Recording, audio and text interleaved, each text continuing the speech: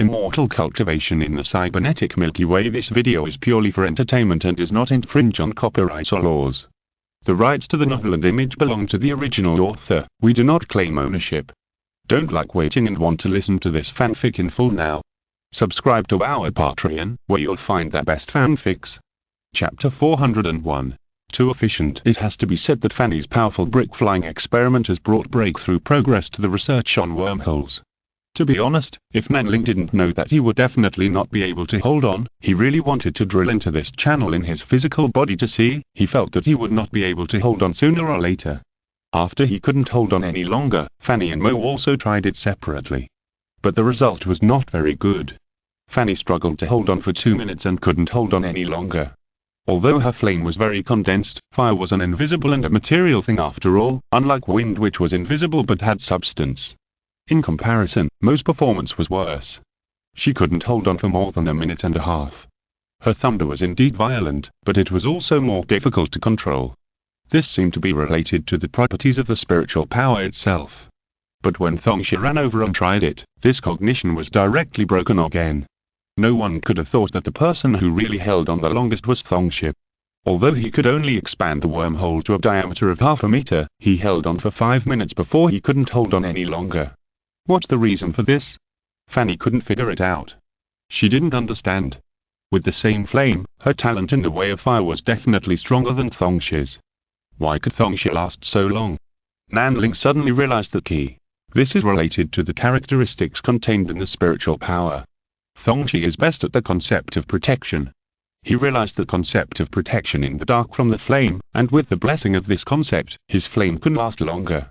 In response to this discovery, after Thongxia recovered, he tried it again, and the result was very gratifying. With the blessing of the clear concept of protection, Thongxia was able to last up to 11 minutes this time. This is a qualitative leap. For this reason, Fanny and Mo are not convinced. They simply regarded this wormhole as a whetstone to sharpen their own spiritual power, and took turns to challenge for a longer time after resting. Nanling also participated in it. In fact, his gains were even greater. Because he found that in fact, he also had the protection concept. Even his protection is not a single concept, but a kind of will, which can be called protection will. This was touched upon unintentionally when he was protecting the survivors of Jia and escaping from the ascension. Because at the time he was even ready to sacrifice everything at the time, the will of protection can be said to be pure, and it was achieved unintentionally. At the same time, Nanling also discovered another power different from the concept of spiritual power, a power derived from one's own will. Just like the concept of protection of redstone, it can only be added to the fire spiritual power and used as a carrier to play. And Nanling's will of protection can be applied to all areas related to his spiritual will, including the 4 spiritual powers of wind, water, thunder, and fire that he has mastered, and even the divine thoughts can be blessed. It's just that the effect of blessing is not exactly the same as the concept of spiritual power. Of course, in this process, Zhuoxia also gained a lot. And perhaps because Nanling's experiments were in full swing, the seeker of knowledge missed Nanling a little, and at a certain moment quietly descended on them. As a result, he was stunned by the powerful flying brick operation of Zhuoxia. "So Seeker, why are you here?" Nanling quickly asked Fanny to temporarily stop the 12th attempt to blast the wormhole, and then greeted him awkwardly. "What are you doing?" Seeker looked at the wormhole with a diameter of about 1 meter, whose borders were shrinking from time to time but seemed to be unable to shrink and was broken. He was only shocked. Nanling turned his head and looked at the wormhole that seemed to be broken, and said, "It's just collecting data, but we don't know how to analyze so much data, so we wanted to send it to you and Sir Caster." Seeker didn't know what to say, and at this time he was full of admiration for this miraculous team. This kind of powerful brick flying operation seemed unscientific, but it produced a real breakthrough. Just a quick glance from Seeker, he knew that the harvest here was actually more than the accumulation of more than 3 months at the survivor base. Nanling sighed. It would be great if the Protoss armed forces were here. This opened wormhole can completely allow me to exploit my spiritual armed forces. Yes, he could actually reach this level. The Seeker felt his scalp tingling, as if this thing was going to be done by Fan Moling alone. What about the research group and cooperation system that were discussed seriously before? Nanling seemed to understand the Seeker's inner OS and said, "Sir, we can only gain some experience through appearances, but without theoretical guidance, we don't even know what kind of dangers we will encounter in this space, so everyone's theoretical research is still very important." This sounded good, at least it made the Seeker feel that he was still useful. He said, "Okay, we will study the experimental data here carefully, and I also hope that you can wait a while before conducting the entity entry experiment. It will be better to do it after we have the ability to prepare the protective equipment." He tried to make amends. Nanling also felt that it would be better to be rigorous. After all, his protot armor is also another body. It can't be wasted just like that, right? Seeing that Nanling agreed, the Seeker breathed a sigh of relief and said, "Come to think of it, I find that there are some problems with your attitude towards spiritual armament. You seem to think that this is something that can be abandoned at any time." Nanling blinked and said nothing, but the meaning was very clear. "Isn't that the case?" The Seeker said helplessly, "Your mind armor is already your second body, which is actually a way out for you. This means that once something goes wrong with your original body, or if your original body reaches the end of its lifespan, you can still obtain eternal life with the help of the mind armor. Just like us. Even as a carrier of consciousness, the mind armor has extraordinary advantages." Nanling didn't expect this, but he didn't think deeply about it. He just said in a simple way of thinking, "The lifespan of my current original body is far from the end. Isn't it too early to think about the way out now?" What's more, in his mind, the path of cultivation itself has its own way out plan, such as reincarnation and recultivation. He was not optimistic about reincarnation, but considering his golden elixir that was so hard that it could be used to crack walnuts, he felt that this was a highly feasible way. He had already left his genetic information with Liji, and secretly built secret biological laboratories in multiple places. In case he really couldn't make it, he could shed his golden elixir and then open a laboratory to urgently cultivate a new physical carrier. Although I don't know whether this will lead to losing one's creativity as those seekers of knowledge say, it is always a way out. Chapter 402. The downtrodden Kyushu level. The people on the Zhuoxia left behind a twitching wormhole and left. It was a bit anticlimactic, but there was no other way. They had to take care of other people's face. Nanling didn't expect that this matter could make rapid progress under Fanny's unreliable operation. This kind of luck is too weird, isn't it? He suddenly thought of Fanny's weird physique, and the whole person began to be nervous. What if he was going to be the one to be sacrificed again? But surprisingly, nothing special seemed to happen this time, and everything seemed to be going smoothly. This made Nanling a little confused. Could it be that Fanny's disaster-inducing physique really changed? But soon he felt that this should be because this benefit did not really fall on his head. If it fell on everyone, especially on Fanny, then everyone around would definitely suffer some disasters. Nanling thought so. The Zhuoxia began to sail towards the familiar Chunyuan 06, but an unexpected scene forced them to speed up. At the location of Chunyuan 06, a cross-space war was unfolding. Who was Fengi, the silly goose, fighting with? Fanny asked in surprise. At this time, the Zhuoxia had been modified many times and was equipped with very advanced detectors from the Seekers and the Casters, so they discovered the war completely outside the detection range of both sides of the battlefield. Liji said lightly. Analyzing the battle data of both sides, judging from the extremely high error rate of Miss Fengi, her situation is very bad. If it weren't for the support of the Chunyuan 06 space station, she would have been defeated long ago. As for her opponent, the style of casual sacrifice just to achieve the goal is probably the AI fleet. Nowadays, the entire human society can be said to be terrified by the mention of AI. Mo said with some concern, "Can the AI of Fanny already form such a terrible fleet?" Fanny frowned, and then suddenly her temperament changed. The silly feeling of feeding disappeared, and she showed her heroic spirit for the first time in a long time. "Help me pick up Fengi, she needs our help." Liji nodded. The next moment, the communication was connected. "Fanny." Fengi's somewhat tired face appeared in the communication. Nanling was also a little emotional. This was an old friend. He had admired this young lady. At the time, he felt that this young lady was the most elegant person he had ever seen. But a series of things later made him realize that this young lady was still self-centered after all, and was more willing to realize her own value. Well, from this point of view, Boss Fanny is actually similar, and even Mo is the same. Excellent women always have their own pursuits. It's just that Fanny and Mo gave too much. Fanny looked at Fengi, and suddenly smiled and said, "Silly goose, you'll look a lot more haggard." Originally, Fen Yi would definitely be furious if Fanny teased him like this, but now Fen Yi just smiled and said, unlike you, you are carefree all day long, and you look like a 20-year-old girl. They are both young ladies from wealthy families, but Fen Yi is much worse than Fanny after all.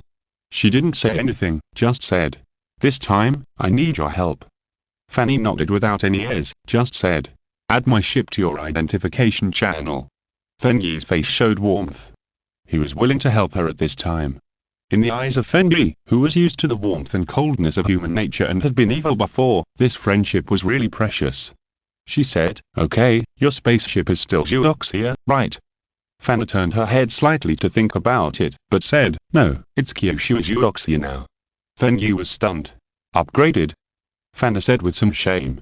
Let's just say it's upgraded, you'll know when you see it. By the way, your battlefield is a bit lame, can the flagship still hold on? Do you need me to hold you back from the side? Fen Yi shook his head and said, you can just join my flagship to increase the thickness of our army. These are AI fleets, and they won't be in chaos because of a surprise attack on the flank. Instead of dispersing your strength, it's better to join me to increase the thickness of the front. According to the logic of the AI fleet, they will retreat when their warships lose 50%. Fanny didn't have much to say about this. After all, this was Fen Yi's fleet and Fen Yi's war.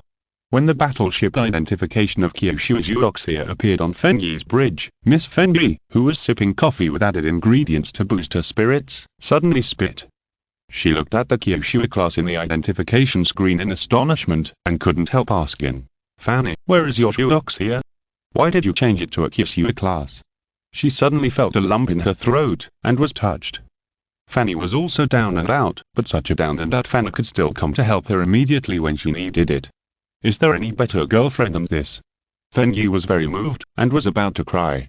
Then she saw that the Kyushu Eudoxia just crossed across the middle of the battlefield and headed towards her side. You unlucky AI. How can you come here like this and enter from behind us? Fen Yi couldn't help but curse. But the scene on the battlefield soon stunned her. Because the shield of the Kyushu class was a little scary, it was stable under the bombardment of various naval guns of the AI fleet, and there was no fluctuation.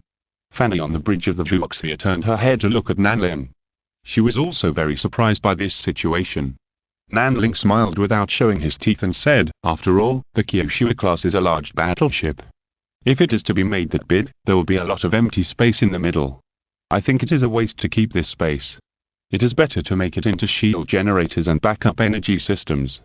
Fanny covered her face and said, if I had known earlier, I would have said that this was the heavy armor Eudoxia. You just put a layer of tortoise shell on my Eudoxia. Why bother? Nanling said, actually, it's not all defense modules. I also added some weapon modules. The ternary weapon module produced by our own Fan Olin is absolutely trustworthy. Fanny's eyes lit up. Is that the kind? Nanling nodded. Yes, that kind. Redstone looked at him blankly. Which one? Mo couldn't help but ask. Are these AI fleets on the battlefield worth attacking at that level? Li Ji said at the right time. The shield of the other AI fleet is not strong, about 10,000 degrees, and it belongs to the simplified mass-produced starships that are put off the production line in batches. In a word, it is the kind of starship that can block a main gun bombardment, which is completely the product of the space sea tactics. Fanny felt playful again after hearing this, and she said, in this case, each of the four of us chooses a ship gun, and then we compare the number of kills. Mo looked at the shield that was overly thickened by Nanlin, and then said, okay, it happens that my husband and I are on one side, and Fanny and Thongshu have the same attribute on the other side. There is no problem with this arrangement, but Fanny always feels a little lonely suddenly. Chapter 403. Adults should be more open-minded. Miss Fen Yi felt that it would be better to feed the dogs with her previous feelings, because she never expected that this Kyushu class could behave so abnormally. Not to mention the powerful defense ability, its sharp counterattack made her feel thrilling. This Kyushu class has 2 naval guns extending from the upper deck and the lower deck of the Go. But it was these 4 naval guns that produced a record that Fen Yi could not believe. The naval guns on the upper deck fired fierce fire attribute attacks. The heat rays that seemed to be hotter than magma could break the shield of the opponent's starship with just one shot, and then the second shot would be able to melt a huge hole in the warship of the AI fleet. The 2 naval guns under the hull were too much. They played a combination attack with 1 wind and 1 thunder. The wind attribute energy first tore the shield, and then the thunder attribute attack instantly penetrated the hull, which could make all the equipment and instruments on those spacecraft invalid. Swept by such an offensive, these spacecraft actually became a pile of space junk. "You're cheating," Fanny said angrily. She was so happy to compete for the first place in the competition, but she never expected that the bitches would actually cooperate with her. Nanling was responsible for breaking shields and Mo was responsible for sinking starships. The two of them were efficient, and they could sink an enemy ship with one joint attack. The efficiency was extraordinary. No wonder Fanny felt wronged. She rushed and attacked enthusiastically, but she only killed 3 ships. What about Nanling and Mo? Nanling didn't kill any, but Mo had turned 10 starships into space junk and floating cans. Nanling laughed and said, "Boss Fanny, you can't blame us for this.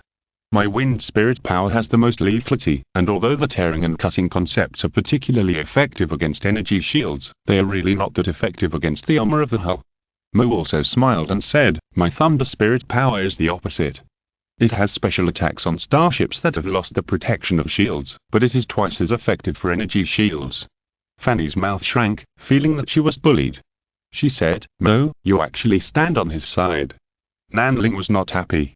He said, "What do you mean by standing on my side? I didn't kill a single person, and my data is terrible." Fanny said, "I don't care. We don't have only these 4-ship guns. It doesn't matter if you control 2 or 3 guns at the same time." She was not happy. Decided to be shameless. Mo sighed helplessly and said, "Okay, Shonen will help you break the shield too, okay?"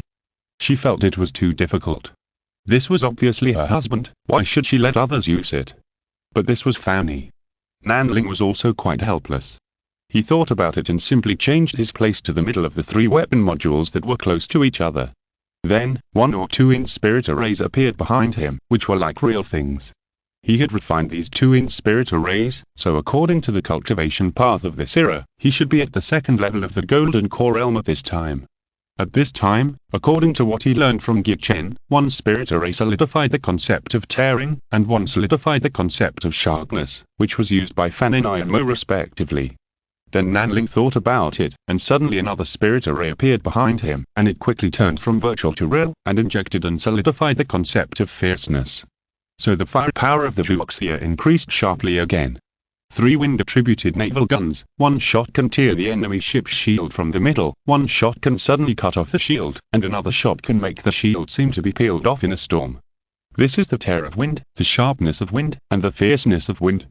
Fan and I only needs to focus on destruction now, and soon she became happy. Thongche was surprised that he was also taken care of. He thought that Nanling would not notice him because he had no sense of existence. This is how Thongche felt involved. He said to Fan, "Miss, don't waste your attacks on the bow. It's best to aim at the middle and end of the enemy ship. I found that their arsenal is in the middle. It is very easy to detonate it with our fire spirit attack, resulting in a 1-hit kill. The end is the enemy's engine compartment." Fanna listened to Thongche's advice and said, "I understand, you are also very smart." Thongche rarely heard his lady's praise, and he couldn't help but feel happy. Nanling looked at this honest child sadly. Isn't it too easy to be satisfied? But thinking that he can only play auxiliary, it seems that he is not much better than Thongche. However, with Nanling's assistance, the lethality of Vuoxia increased by nearly 50% at once. This is the role of a good auxiliary. After the 2 sides fought for another half an hour, the AI fleet finally chose to retreat. This spacewalk came to an end. Both sides suffered losses, and although the losses of Fenyi's ships were much smaller with the intervention of the Vuoxia, they were still driven by flesh and blood crews after all, and 1 less was 1 less. Unlike the AI fleet, no matter how much it lost, as long as there was enough time, it could produce more on the assembly line at any time. However, this was also that first large-scale frontal space battle that Nanling had experienced. This was different from the previous time when they approached Kaiwishang with the superior performance of the Vuoxia.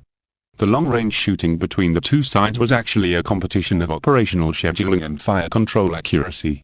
Miss Fenyi looked at the ancient-looking spaceship approaching here with a complicated expression. At this time, how could she not know that this was playing the pig to eat the tiger?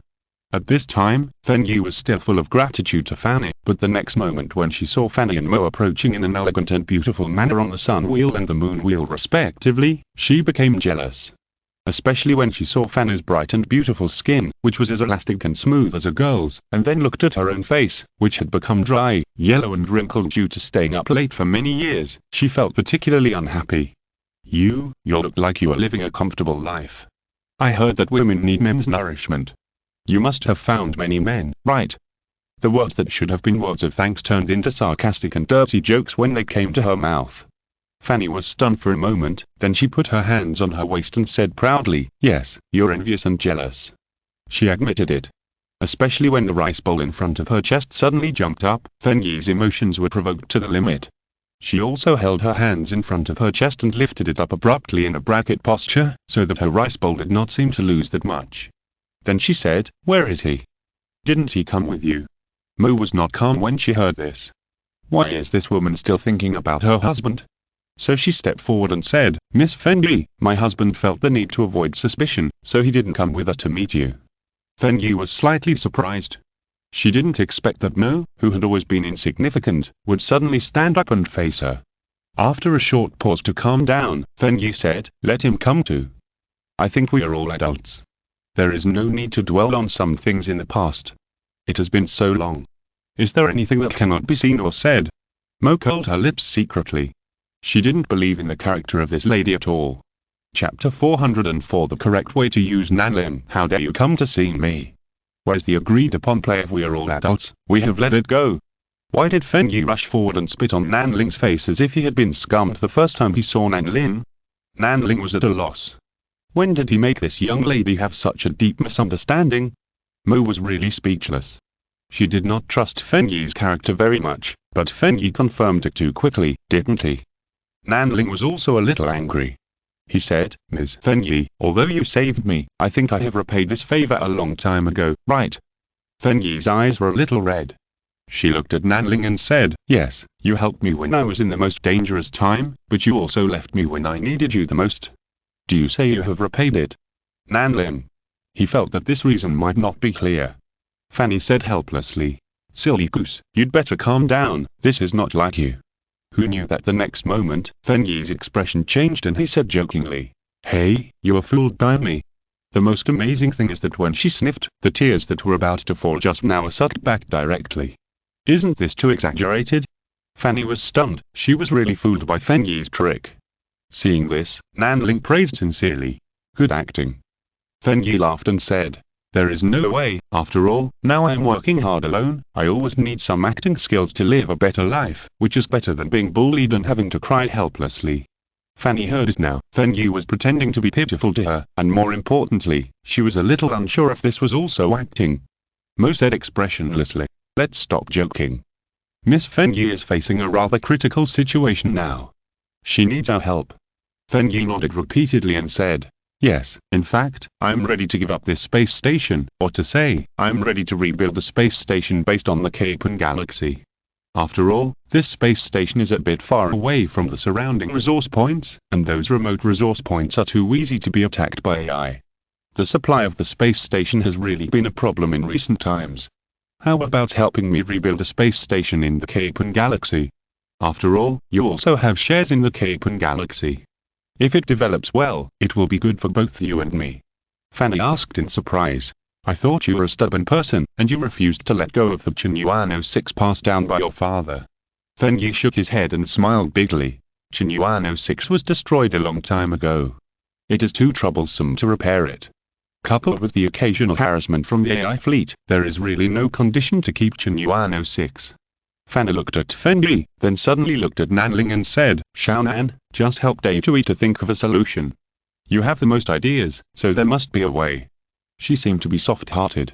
Nanling smiled bitterly and said, "I'm just a little clever. I really can't do anything about this matter that concerns the life and death of hundreds of thousands of people." Fenyi was originally looking forward to it, but seeing him say that, he gave up and said, "Yes, there is no need to let the hundreds of thousands of people in the space station stay here to be buried with my willfulness. At worst, I will build a new one after I get through this difficult time. The location of Chinuano 6 is very special. It is an important transit point for several surrounding planetary systems. Therefore, a white feather fleet is stationed there all year round and there are many subsidies from the wind region. So even though Chenuano 6 suffered heavy losses due to the Hades locusts, the main body of the space station was saved the time, which also enabled Fenyi to make a comeback with subsidies from his family. However, once this place is abandoned, the subsidies from the family will be completely cut off. At the time, not only will the important source of funds be cut off, but more importantly, the Bayou 6th Fleet will have no reason to continue to be stationed. It can be said that this change can make Fenyi from an important member of the Feng family to an ordinary member of the Feng family. How can she really be willing? Seeing that Nanling did not give the answer she wanted, and seeing her friend so depressed, Fan and I turned her head and looked at Mo and said, "Mo, please help me persuade him." Nanling's eyes widened and said, "Boss, what are you talking about?" Mo felt quite embarrassed to be caught in the middle. Why should she help a woman who is eyeing her husband? But seeing Fenyi's depressed Mo look, Mo couldn't bear it after all. She said, "Okay, Shonen, if you have any ideas, just tell me. I will give you a bonus." Fan and I nodded repeatedly and said, "Yes, if you have a good idea, I will give you an extra bonus of 1 million. Nanling suddenly became energetic. He was not sleepy when talking about money. He coughed dryly and said, "In fact, we can divide this matter into 3 steps. Short term, medium term and long term." Fanny perked up and showed an expression of as expected. Mose covered his face, thinking that Nanling's energetic appearance when talking about money was really embarrassing. Fenyi was speechless. She seemed to have finally discovered where she had lost earlier. Nanling coughed dryly and decided not to pay attention to the expressions of these women. He said lightly, "First of all, let's talk about the emergency measures in the near future. I have a chaos virus here. Once used, it can quickly infect and occupy the system space of the AI party. In the best case, it can directly paralyze its network communication. Even if the effect is worse, at least it can occupy a large amount of system space and slow down its reaction speed." Fenyi was shocked when he heard the words and took a step forward, and asked excitedly, "Are you serious?" Fanny testified for him. "This is true. After all, the first time he used this virus, it paralyzed the network of the entire Chuxing, and the second time it destroyed the network of the Fanxing Special Zone of the Fanxing Federation. When it comes to sabotage, you can always trust this guy." These words made Nanling a little unhappy. "It is obvious that you, Boss Fanny, are the best at sabotage, right?" However, he endured it for the bonus she gave him, and reminded her, "This is an effective method, but I can't guarantee whether the AI will evolve countermeasures, so it can only be used as a short-term emergency measure instead of relying on it." Fenyi said quickly, "It's good enough just like this." Just this one point, for her, solved a reason to give up Chenuano 6. If she really couldn't bear it anymore, she wouldn't make the decision to give up.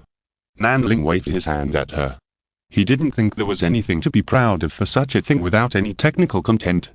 He said, "Next, let's talk about the measures that can be relied on in the medium term." Mo looked at Nanling with sparkling eyes. For her, she liked to see her husband talking so wisely. Then she suddenly found another pair of sparkling eyes vigilantly, which belonged to Fenyi. This woman is really thief.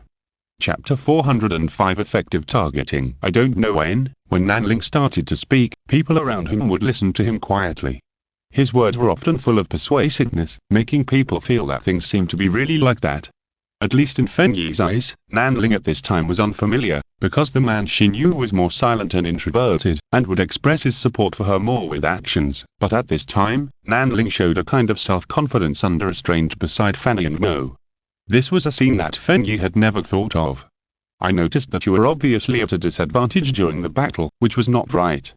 After all, no matter how much the White Feather Corps was trained, it was still a professional fleet. Too many mistakes that shouldn't have happened occurred, which led to the situation of being suppressed by the cheap AI fleet." Nanling talked freely, and he first mentioned a very critical phenomenon. Fenyi immediately said after hearing this, "This is because we have to face the information invasion of that AI fleet during the battle, and we often have to manually control the ships." Nanling said bluntly, "This is what we must do in the midterm, that is, to use the time gained by the chaos virus to build a battlefield system that will not be interfered with by AI." Fenyi hesitated. Nanling said calmly, "Don't worry. Sister Liji and I have designed a similar system for the Starry Special Zone. Now we just need to modify it and apply it." Fenyi was no longer worried, but his eyes became more complicated. She had realized that Nanling was more capable than she thought. Fanny asked with interest, "So what is your long-term plan?" Nanling said, the long-term plan is, of course, to integrate all the forces of the nearby planetary systems and try to maintain a large-scale stability as much as possible during this round of intelligent machine crisis. By then, the Feng family's top leaders, who were overwhelmed, will certainly provide you with more support, higher status and authority in order to appease Miss Feng Yi, a capable family member, and better deal with the disaster. Mo was shocked when she heard this. She said, are you going to make Miss Feng Yi a separatist warlord? Feng Yi's heart immediately burned with a flame. This was a path she had never thought of. If it could really work, wouldn't it be? As a result, Nanling interrupted her unhappily at this time. How is that possible? It just makes Miss Feng Yi appear more noble and more valued in Feng Yu. Remember, in this era that is beginning to move towards chaos, the numbers in the account are far less reliable than the actual resources in your hands. It would be even better if the resources in your hands could be converted into controlled military force or technology, but the most important thing is always your personal cultivation strength. You can only live well if you are strong enough. Miss Feng Yi must have nascent soul cultivation to become a local lord. Feng Yi's expression froze after hearing this, and then gradually relaxed and said, you're right, everything must be based on your own strength. But I don't have much time to practice now. She was a little sad, but then changed the subject and said, unless you are willing to stay and help me, I can give you an annual salary of tens of millions. Nanling widened his eyes and cursed which in his heart. He didn't expect that this woman would suddenly test him with this kind of thing. How hateful it is. Fanny now understood Nanling's personality.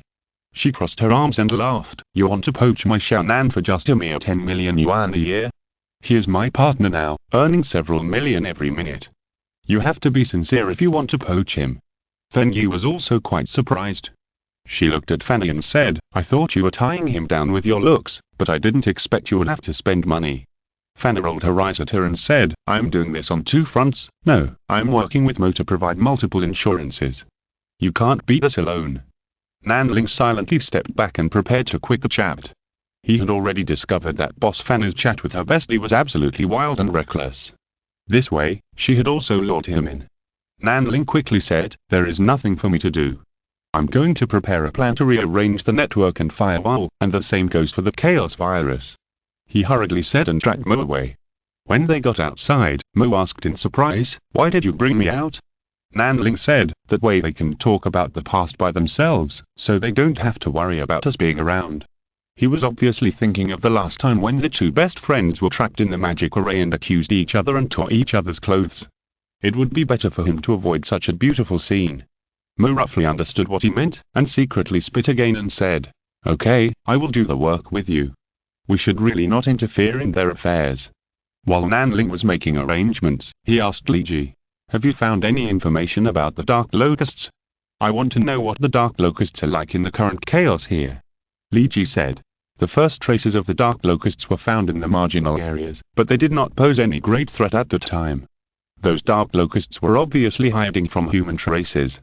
Now that AI and humans are fighting, no one cares about their traces. Nanling could only sigh and said, it seems that we don't have much time to complete the commission of the Seeker of Knowledge. Mo hesitated and said, this rebellious Dark Locust, is it the king insect that caused trouble for Chen 06 back then? It is not dead. Back then, she and Nanling watched Chen 06 separate the lower half of the cabin, and then it was blown up in the void by the White Feather Fleet. It seemed impossible for it to survive, but now it seems that there is a mistake again. Nanling said, if it hadn't turned to ashes in front of me, I wouldn't have been so naive to think that the explosion could kill it. Mo said helplessly, I knew that you didn't believe the result from the beginning. Nanling said, it's meaningless to talk about this now. In fact, I think that no matter how tenacious the vitality of the Nether Locust is, it will not be a serious problem. After all, the situation in reality is much better than in the game. Mo smiled. It's true. They survived such extreme situations in the game. When they saw the Nether Locusts in reality, they just thought that these Nether Locusts were so weak. As for now, what Nanling has to do is to fundamentally solve the problem of digital invasion of AI enemies. Li Ji said, actually, this is easy. It's better to have a digital life on each ship, so that the data can be constantly corrected to resist digital invasion. Nanling said helplessly, you call this simple? Mo said thoughtfully, I do have some ideas in this regard. Nanling looked over and asked, tell me more quickly. Mo said, actually, the so-called invasion must first be connected to our data network. But what if we have a way to protect the entire data network? She said it in a general way, probably because her idea has not been fully formed. But Nanling immediately grasped her thoughts and said, System O, do you mean an electromagnetic barrier to isolate the invasion? Mo was led by Nanling and immediately sorted out her thoughts and said, yes, that's it, an electromagnetic barrier covering the entire fleet.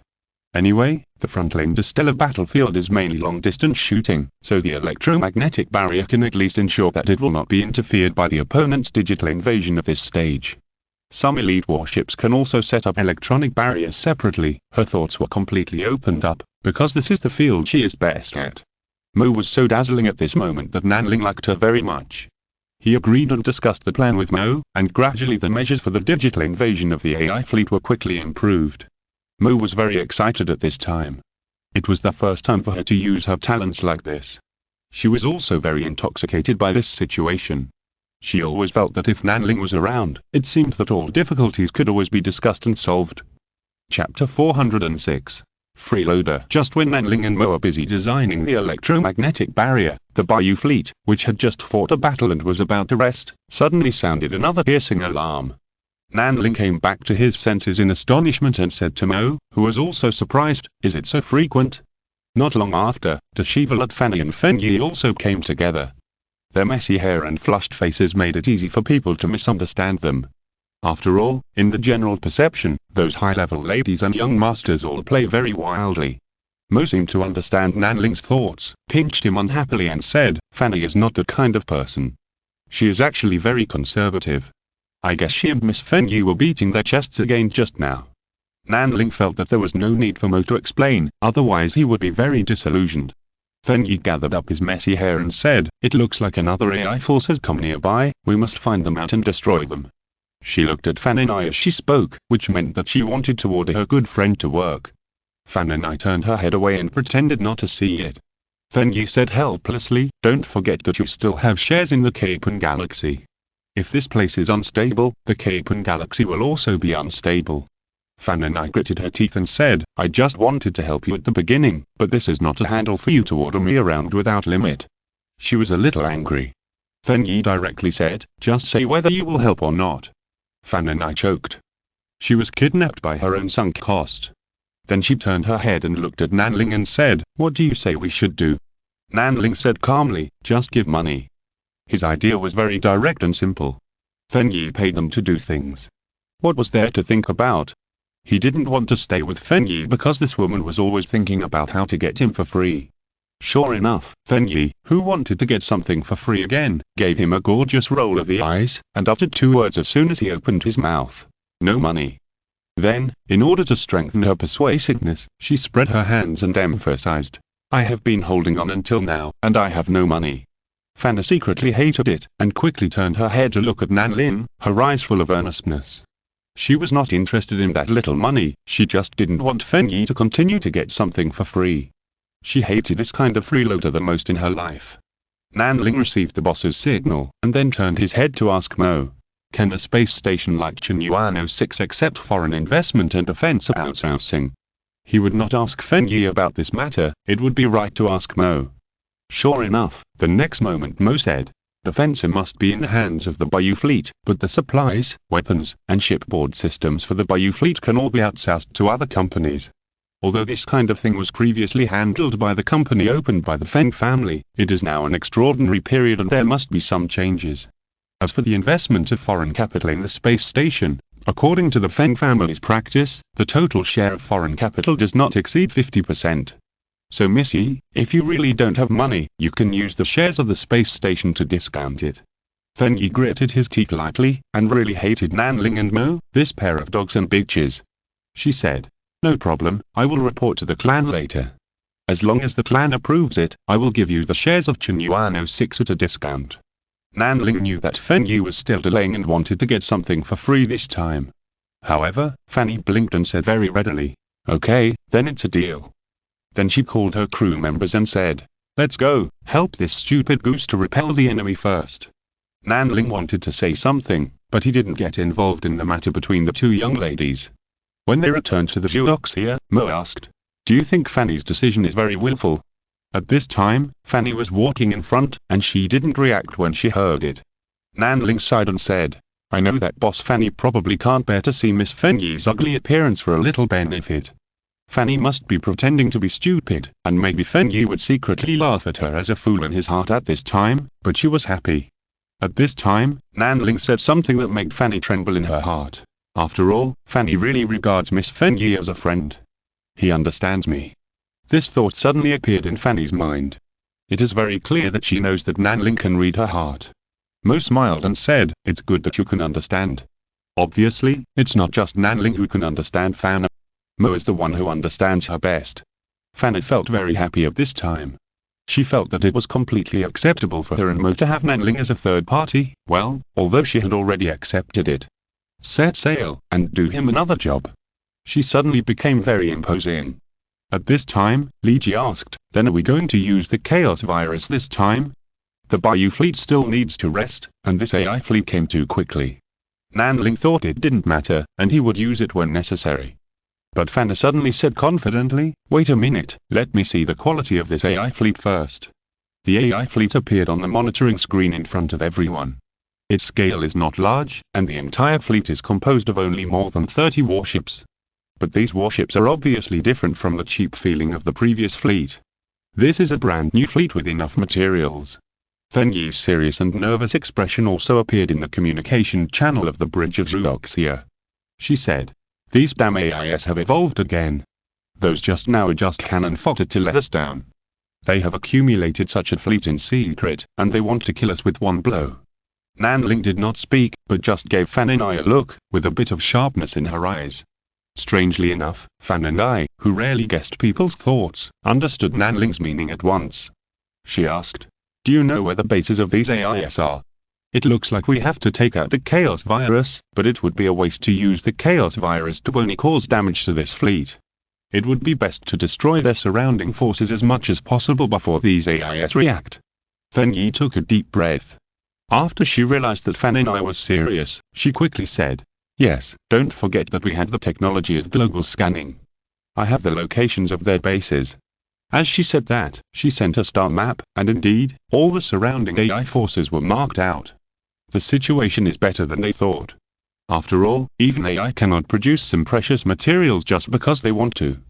There are a total of 3 AI bases near Chinyuan 06, and this time Fanny is going to wipe them all out in one go.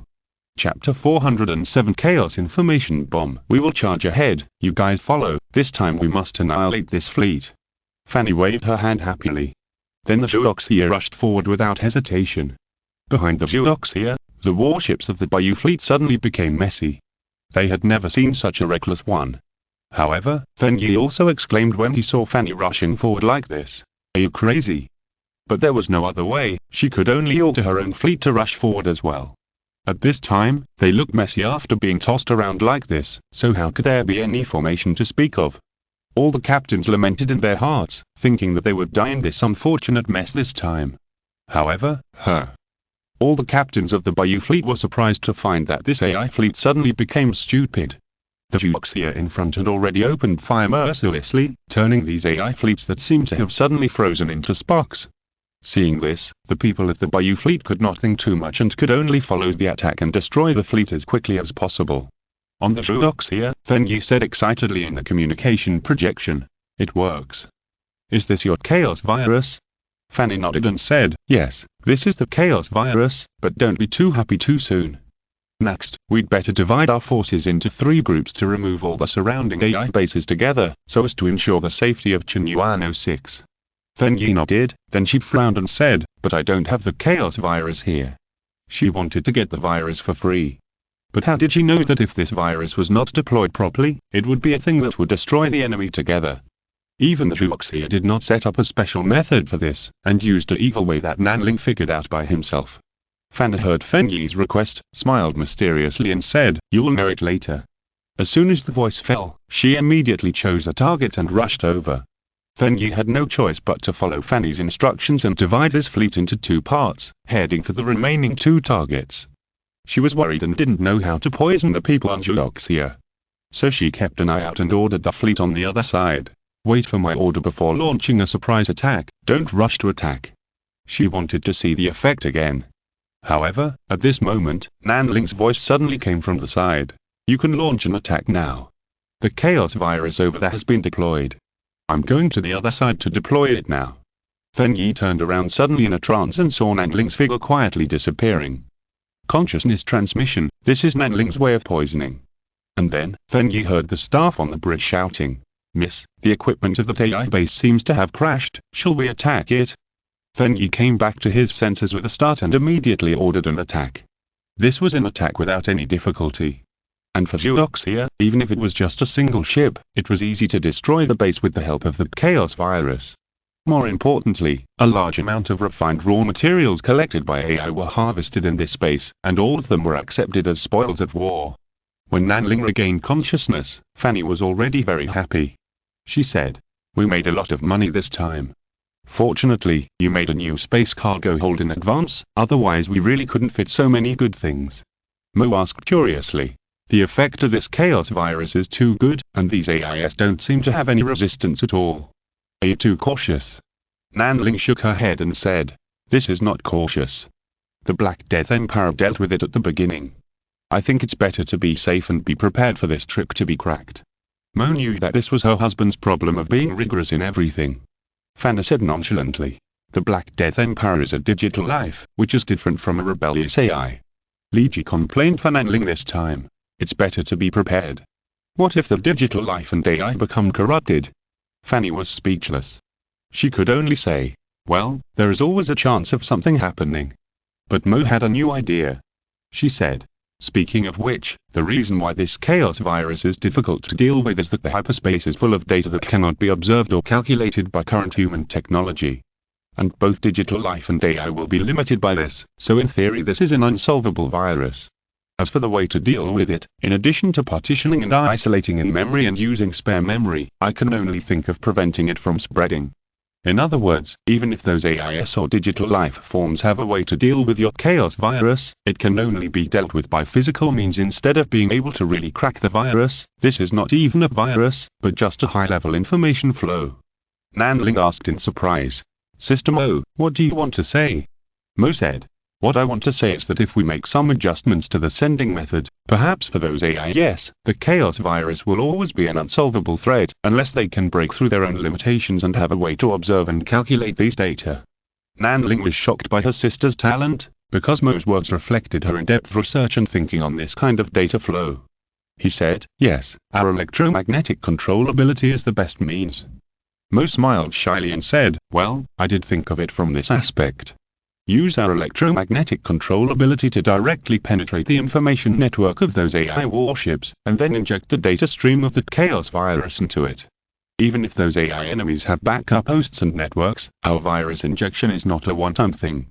Can they block it once and then block it a second time? Nanling nodded silently, and then said, that's right in principle. I didn't expect that the information I recorded in hyperspace with my divine thoughts could be so useful at this time.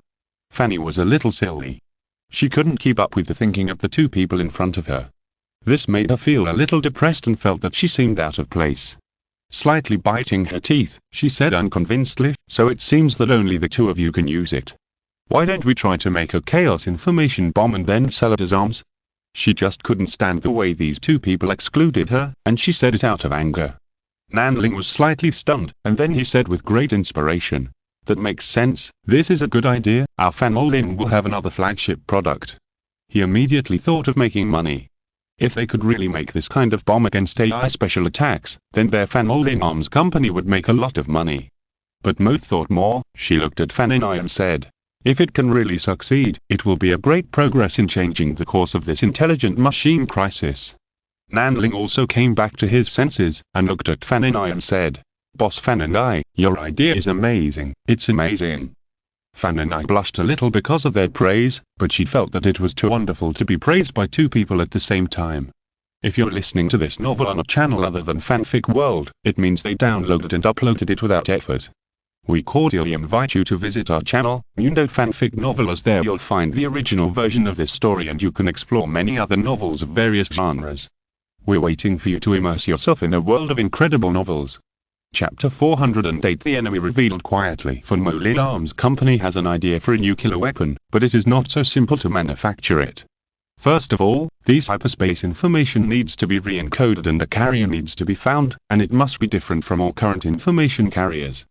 Because once all existing information carriers store this information, they will first be blown up by the exploding information flow. As for the way the carrier exists, it is natural to use overclocked electromagnetic waves as the main method. This is a method that Nanling and Mo are good at, and it is more convenient to infect those equipment and instruments after the overclocked electromagnetic waves are released. As for how to control these overclocked electromagnetic waves, that requires their electromagnetic control ability. First of all, they did not think about mass production right away. Nanling directly erased the information he received in the hyperspace and separated it from his own cognition. This is a group of extremely complex information that no one can understand.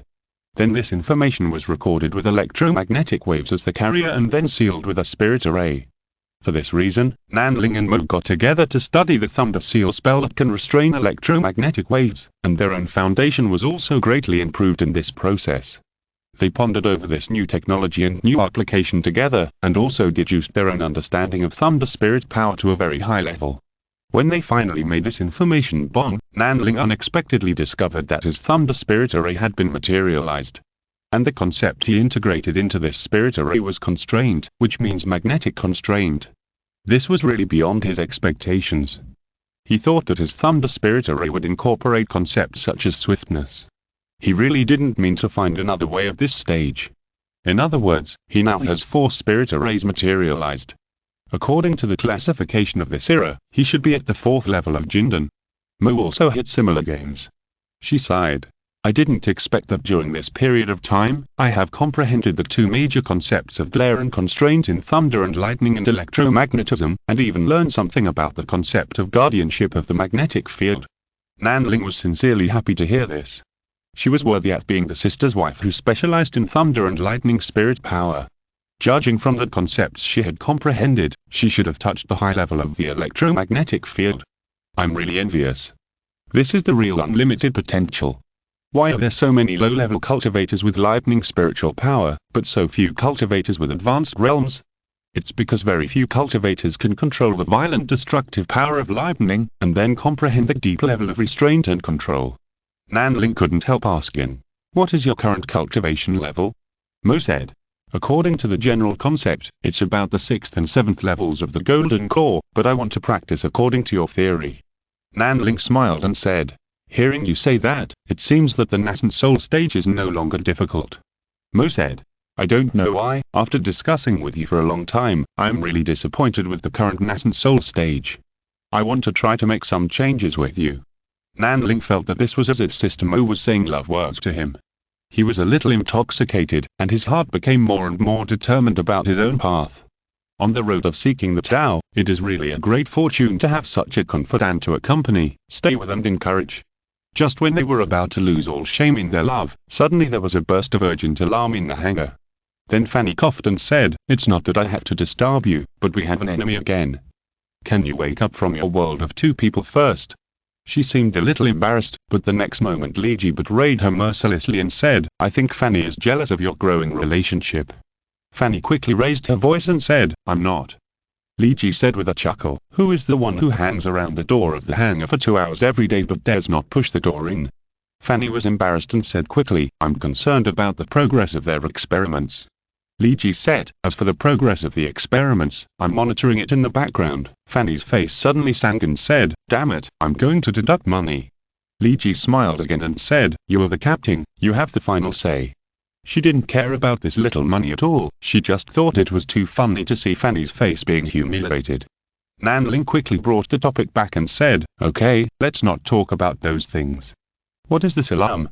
Li Ji said, a large number of fleets were found to be ejected from the distant hyperspace, and they obviously have unfavorable intentions towards us. As she spoke, she had already shown a scanning detection result in front of Nanling. There was no real image, but a complex group of gravitational ripples, and an abnormal spectrum was found near the distant Proxima Centauri. This detector was a good thing obtained from the Seekers. It may be hard to believe, but in order to stabilize Nanling's talented small team and wait for their experimental progress, the Seekers did not hesitate to provide many drawings that surpassed the current level of technology. Anyway, the current situation is that the Zhuoxia has detected the arrival of this fleet, but the other party has obviously not realized the Zhuoxia's vigilance and is still lying in ambush. Nanling suddenly thought of something and said, "This may be our old opponent." Fanny also came to his senses and said, "The Destiny Assassin. Or the Destiny Silent." Mo said, "Does it make any difference? Anyway, they are all troubles that must be dealt with. Come to think of it, I suspect these guys have already colluded with the rebellious AI." Nanling said, "There is no need to think about that kind of thing now. It's a good time to try the effect of the information bomb." Fanny said, "Okay, we'll take the initiative now." Mo hesitated and said, "I feel like they are waiting for something. Do we need to observe?" Nanling also suggested, "It's best to see what they are going to do. Anyway, they are still within the safe distance. We can take this time to make more chaos information bombs. By the way, we have to make a new weapon module to launch these information bombs." Mo said, "This is very simple. Just modify the kinetic weapon modules you made before and make them into electromagnetic rail catapults. This won't take too much time." Nanling agreed, and Fanny also thought it was a good idea. Therefore, Nanling and Mo began to rush to make a chaos information bomb. This bomb must be made of all spiritual materials. The Thunder Spirit Array with a built-in restraining magnetic field and the Spirit Array used to record high-frequency electromagnetic information all require very high-level spiritual materials as carriers. Therefore, such a chaos information bomb is definitely expensive. Of course, when the technology matures, the external restraining magnetic field can actually be replaced by technological products, which can reduce costs. Chapter 409 You build up your soldiers, I'll collect bombs. As time went by, the lurking fleet finally showed its tail. Because it was still gathering its companions, more and more strange fleets were coming from all directions, as if it had disturbed a hornet's nest. Fanny asked curiously, "Do these guys have such a big grudge against us? Also, they have always been the ones who have been causing trouble for us. Why did we do that to them?"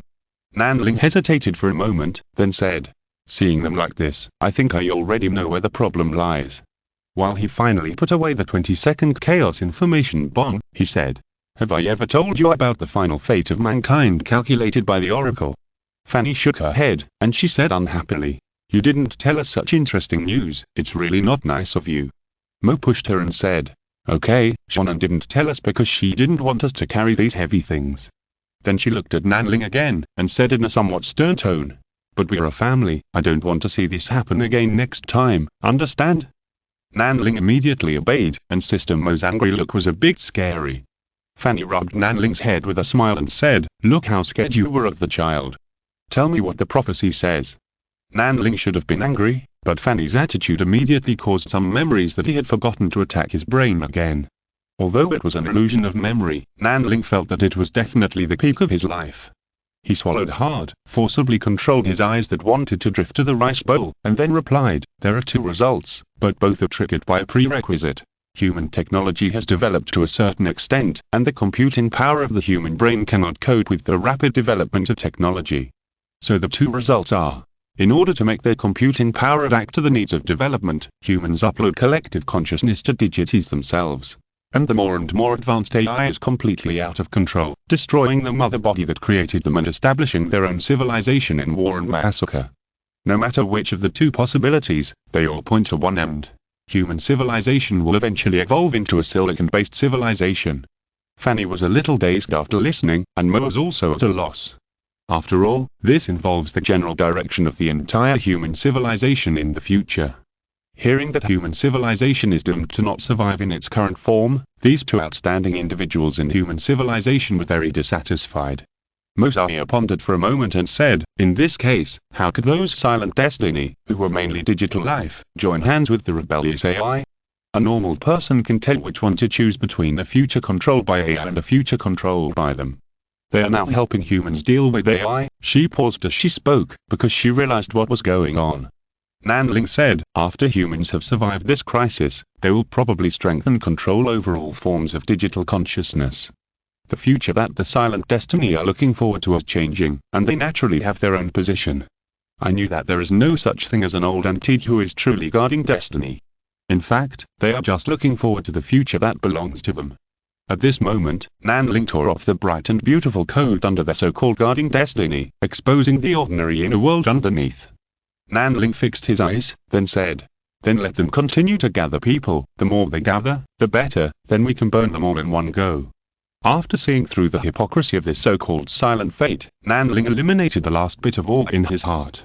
Mo said calmly, "Are those 20 chaos information bombs enough? We don't seem to have any extra materials to make them." Nanling thought for a while and said, "To be honest, we actually used enough materials when making this bomb. What we made is more of an information pollution source than a bomb. As long as we don't let it stop, it can even continue to work, and it can be recycled and reused. As a weapon, it's a bit too good. Now let's make some disposable substitutes. I don't need them to work continuously, but just a moment of information flow is enough." Mo smiled. "That's a pulse bomb, which is very simple. In fact, this is what a weapon should look like. We thought too complicated before. But in that case, the Zhuoxia will have to prepare more electromagnetic orbital ejection modules."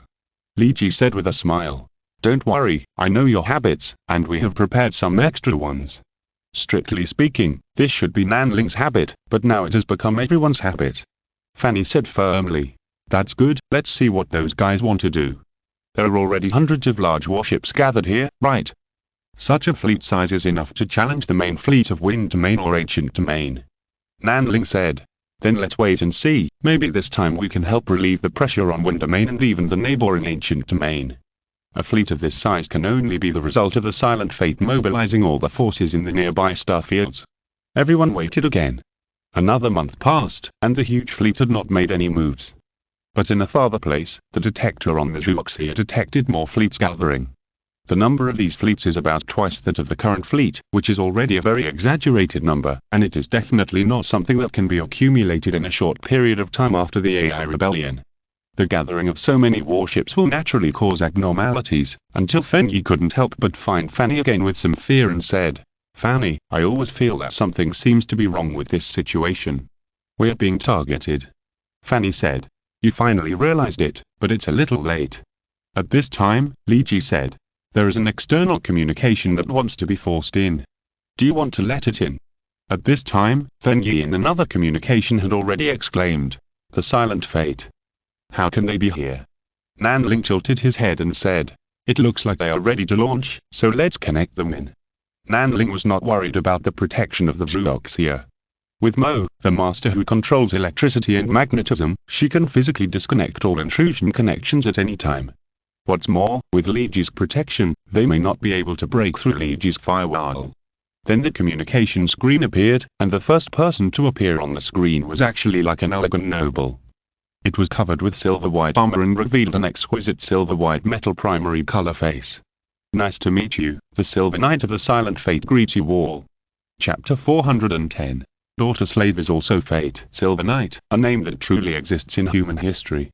In the history of human development tens of thousands of years ago, there are many very distinctive characters who left their names and legendary deeds for future generations to admire. And this Silver Knight is one of the lords who left his name in history. Unfortunately, the era when he was active was called the Dark Cycle Timeline, the era known as There Is No Good Person. At the time, the expansion of mankind stopped for a time, and turned into an endless war between large and small forces. But this kind of war is unreasonable, because it was an era when the human living space was expanded to the limit. Any force could expand in all directions, and there was no problem of borders between the various forces. But at the time, they fought, and they started a war as soon as they disagreed. It seemed that they would not feel comfortable if they did not squander the skyrocketing productivity. Silver Knight was a powerful lord of the era, but no one knew why he suddenly disappeared when he was at the peak of his power, and the star field he controlled was torn apart. The large area of scattered small countries between the Star Federation and the Wind Domain and the Ancient Domain was once the Silver Domain. Mo was a top student and was familiar with the deeds of the Silver Knight, so she said, "Many people think that the Silver Knight was tired of the mundane fighting and chose to abandon his country and live in seclusion." "Are you really the Silver Knight I know?"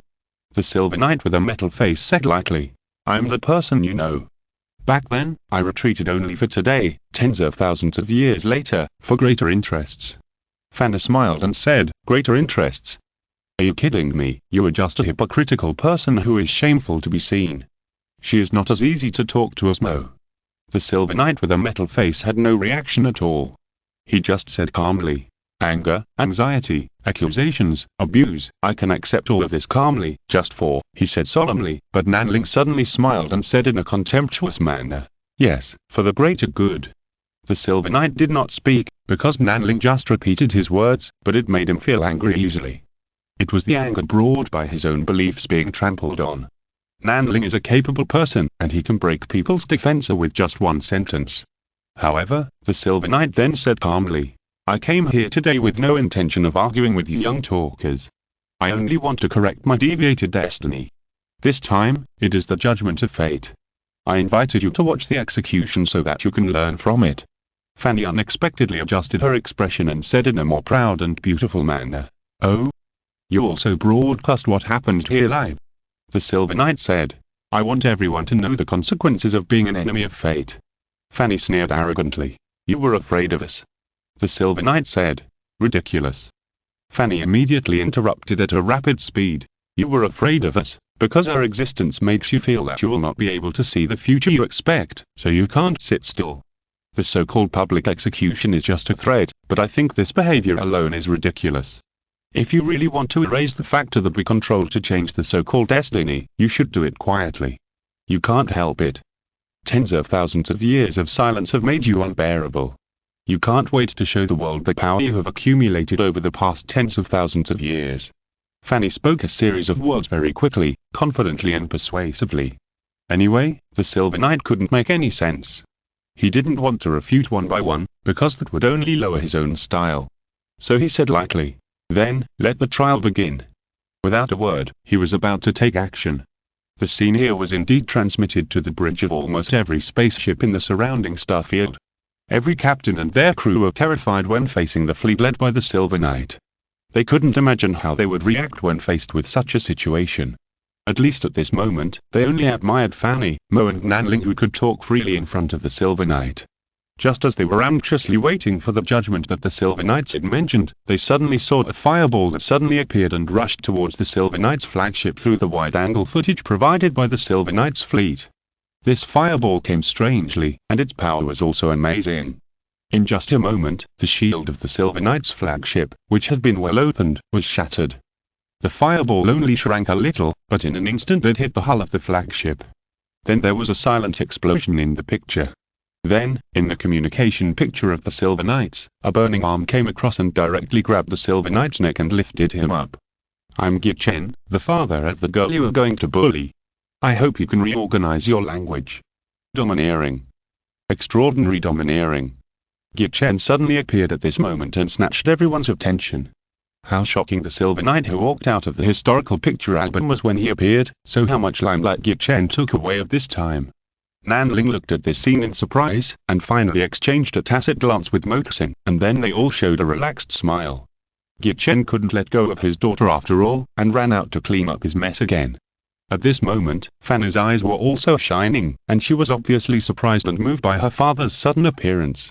It's just a pity that Gye Chen's handsomeness can't last more than 3 seconds. The Silver Knight's face was still expressionless, and of course that metal face couldn't have any expression. He didn't know how to operate it, and a dark green spectrum appeared around him, and then Gye Chen's flaming body suddenly disintegrated. Fanny's expression changed immediately. However, Nanling's expression moved, and he secretly said to Li Ji, if Uncle Gye Chen wants to connect in later, you can connect in directly. Li Ji understood, and sure enough, the next moment Gye Chen's figure appeared on the bridge of Zhuoxia. Or it should be said that it was a consciousness projection. Obviously, he did not come in his real body, but arrived in a more convenient and more pretentious consciousness projection. Although this cannot bring out his full strength, it is safer. As soon as Gye Chen appeared, he said indignantly, I was careless. I didn't expect that this old guy actually had something to eliminate spiritual power. It wasted a lot of my spiritual thoughts. That's what he said, but Gye Chen just appeared on the communication screen of the Silver Knight and made a big fuss. Now he appears on the communication screen of the Zhuoxia, just this is enough to eliminate all the tension and oppression created by the Silver Knight. Yes, you, the Silver Knight, are the silent fate, a character in the history textbook, and an omnipresent digital life. But so what? We have a nascent soul cultivator, how should you deal with it? Chapter 411. The dedicated arms dealer Gychen's arrival was definitely a shot in the arm for everyone on the Zhuoxia. At the same time, the feeling of the evening boss rushing through the fleet of the Silver Knight and being invincible also fascinated many people. This is the value of the evening boss. As long as the evening boss is willing to take action, no matter how large the secular fleet is, it will not be able to escape such a decapitation blow. However, when Gychen appeared on the bridge of the Zhuoxia, the Silver Knight waved his hand to suppress the flames burning on the bridge, and then said, "You can't kill me. Even if you can destroy my body, my consciousness will immediately wake up in another body. This is the superiority of a higher existence. You can never kill me." That's what he said, but the clear fingerprints on the neck of the Silver Knight have already brought his high-profile status down to the bottom. What Silver Knight who once ruled the vast star field? Now it seems to be just an ordinary villain. And the Silver Knight has said lightly, "Stop talking nonsense and accept the trial." With an order, the huge fleet directly pressed towards this side. Not only those fleets that were hiding in the distance before, but also those fleets that were hiding in the Proxima Galaxy also jumped through hyperspace one after another, and suddenly appeared in the void around the Zhuoxia. However, the other parties still did not open fire, as if they wanted to wait for all their fleets to arrive, and then launch another terrifying salvo to light a grand firework for this era. Under the salvo, no matter how powerful the Zhuoxia was, it would definitely not be spared. But everyone on the Zhuoxia did not show any fear. Even around the Zhuoxia, there appeared a number of starships that had obviously just experienced the flames of war. The Bayou 6th Fleet is also the most precious force controlled by Feng Yi. At this time, she did not leave her bestie alone. Although she always wanted to get something for free, she could really go when something happened. "What are you doing here?" Fanny asked in astonishment. Feng Yi said with a cold face, "So what if I don't come? Don't forget that I am behind you." Fanny shook her head and didn't say much to her, but looked at the Silver Knight and said, "You were afraid of us and think that we had something to change the future you desire. But have you ever thought that since we have such power, you are not here to die by mobilizing such a large force?" The Silver Knight said firmly, "That may be in the future, but not necessarily now." Fanny smiled brightly when she saw this, then turned to Nanling and said, "Leave it to you, show everyone our Fan Holdings' new product." Nanling nodded and smiled. "It should be so." Then he stood in front of the communication, facing the huge fleet that was pressing on. "Next, let me introduce to you some of the latest products of our Fan Holding Arms Company, a type of chaos information bomb. Due to external conditions, we can only conduct actual combat tests first, and then explain the principles later." As soon as he finished speaking, the electromagnetic orbital catapult of the Zhuoxia was ready, and then the 4 orbital catapults were launched one after another. The bombs placed on the catapult were immediately accelerated to a speed of about Mach 10, and quickly smashed towards the location of the fleet. After completing a round of firing, the 4 electromagnetic railguns quickly turned their angles and reloaded their ammunition. Then they fired again within 2 seconds. In this way, all directions of the Zhuoxia have been arranged. However, even if it is accelerated to 10 times the speed of sound, it is still too slow in the vast space of the universe. So Nanling said, "Well, this firing speed is an optimization project. Don't worry, everyone, this is just a small problem. After all, our project has just started and it will get better and better." This good trial of the Silver Knight turned into Nanling's new product launch conference. The Silver Knight felt something was wrong, but it was obviously more confident in itself, looking at Nanling as if he was looking at a jumping clown. However, as Nanling opened his mouth and made an onomatopoeic sound, boom. The next moment, the entire fleet brought by the Silver Knight was in chaos. Even the live broadcast channel that was forcibly injected into the surrounding Light Hat star region began to skip frames seriously, and the picture was lost several times. It was not until a moment later that the picture was restored, and then they were shocked to find that the signal source had changed, and it was changed to the Zhuoxia. Nanling said apologetically, "I didn't expect the resistance over there was so poor, and the connection was almost disconnected. Now I will solemnly introduce this product to you. Chaos Information Bomb Type 1. The so-called chaos information is actually a part of the hyperspace information that I intercepted with my divine thoughts in hyperspace. Because the observation angle and method of our cultivators are far beyond the technology of this era, it contains a lot of basic information that current technology cannot calculate and count. And when this information is calculated, it will occupy a large amount of memory space of all smart devices, causing them to become stuck or even crash. Just like what we are doing now, the Silver Knight's fleet is currently in a serious stuck state. The picture turned to the Silver Knight's fleet. Sure enough, all the indicator lights on these starships began to jump abnormally, and many starships even showed abnormal movements involuntarily. There were even 2 starships that collided head-on from a distance that was originally impossible for a collision, and then turned into a ball of cosmic dust. The effect of this was really seen by the top leaders of the human forces. However, it was only 3 or 5 seconds later that these spaceships gradually returned to normal. The screen of the Silver Knight entered the channel again, and he said indifferently, "I said, we have a way to deal with your current methods." Nanling frowned slightly and said, "Backup system? Then I will try again." The next moment, the entire Silver Fleet fell into a chaotic silence again. He actually had already launched a batch of chaos information bombs during the first silence. The screen on the Silver Knight's side was once again grey, but this time it recovered faster than before, probably because he was prepared. "I told you, it's useless." Nanling saw him recover, and said in the live broadcast, 3 seconds of complete silence. Although 3 seconds is a bit short, I think in a war, I can control all enemy ships for 3 seconds. I don't think I need to say more about the value of this thing, right? Welcome all bosses to place orders for Chaos Information Bomb Type 1. I have put the authorization qualification for this product in the link below. From now on, we will no longer be afraid of any fleet controlled by AI or digital life. He was still thinking about selling arms. Then, watching the amount of money on Fan Olin's account saw, Nanling was very happy. Although it seems a bit immoral to make money from war, this kind of digital currency is useless clout in wartime anyway. Nanling was so happy that his mouth was almost grinning from ear to ear. Chapter 412.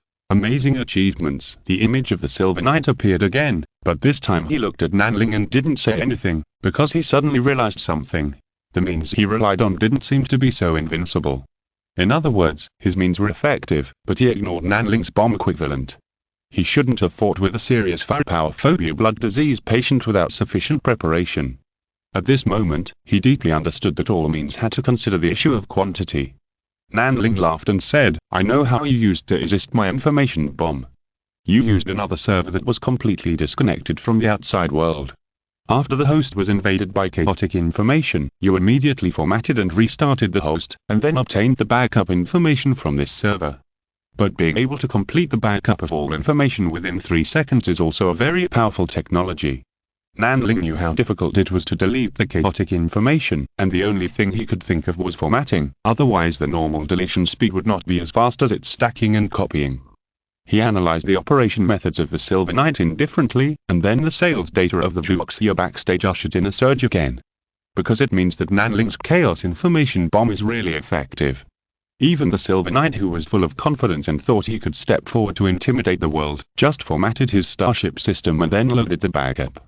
But the Silver Knight's identity is very authoritative. An antique tens of thousands of years old must have hidden many good things. This time he suddenly stepped forward and must have been confident and prepared. But he didn't expect to be directly hit by Fan Olin. When everyone knew that even the Silver Knight had no way to completely crack this information bomb, they just used some means to resolve its impact. How could this not be crazy?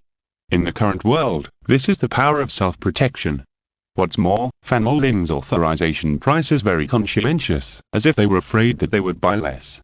The Silver Knight already knew that he had lost this time, and there was no suspense. He lost even without firing a single cannon. He no longer hesitated and immediately ordered the fleet to retreat. He could already imagine what humans would do at this bomb next. It must come up with a countermeasure immediately, otherwise it would never come out to cause trouble again. However, just when the Silver Knight's fleet was about to evacuate, the more than 300 starships fell into a terrible silence again. There was no way.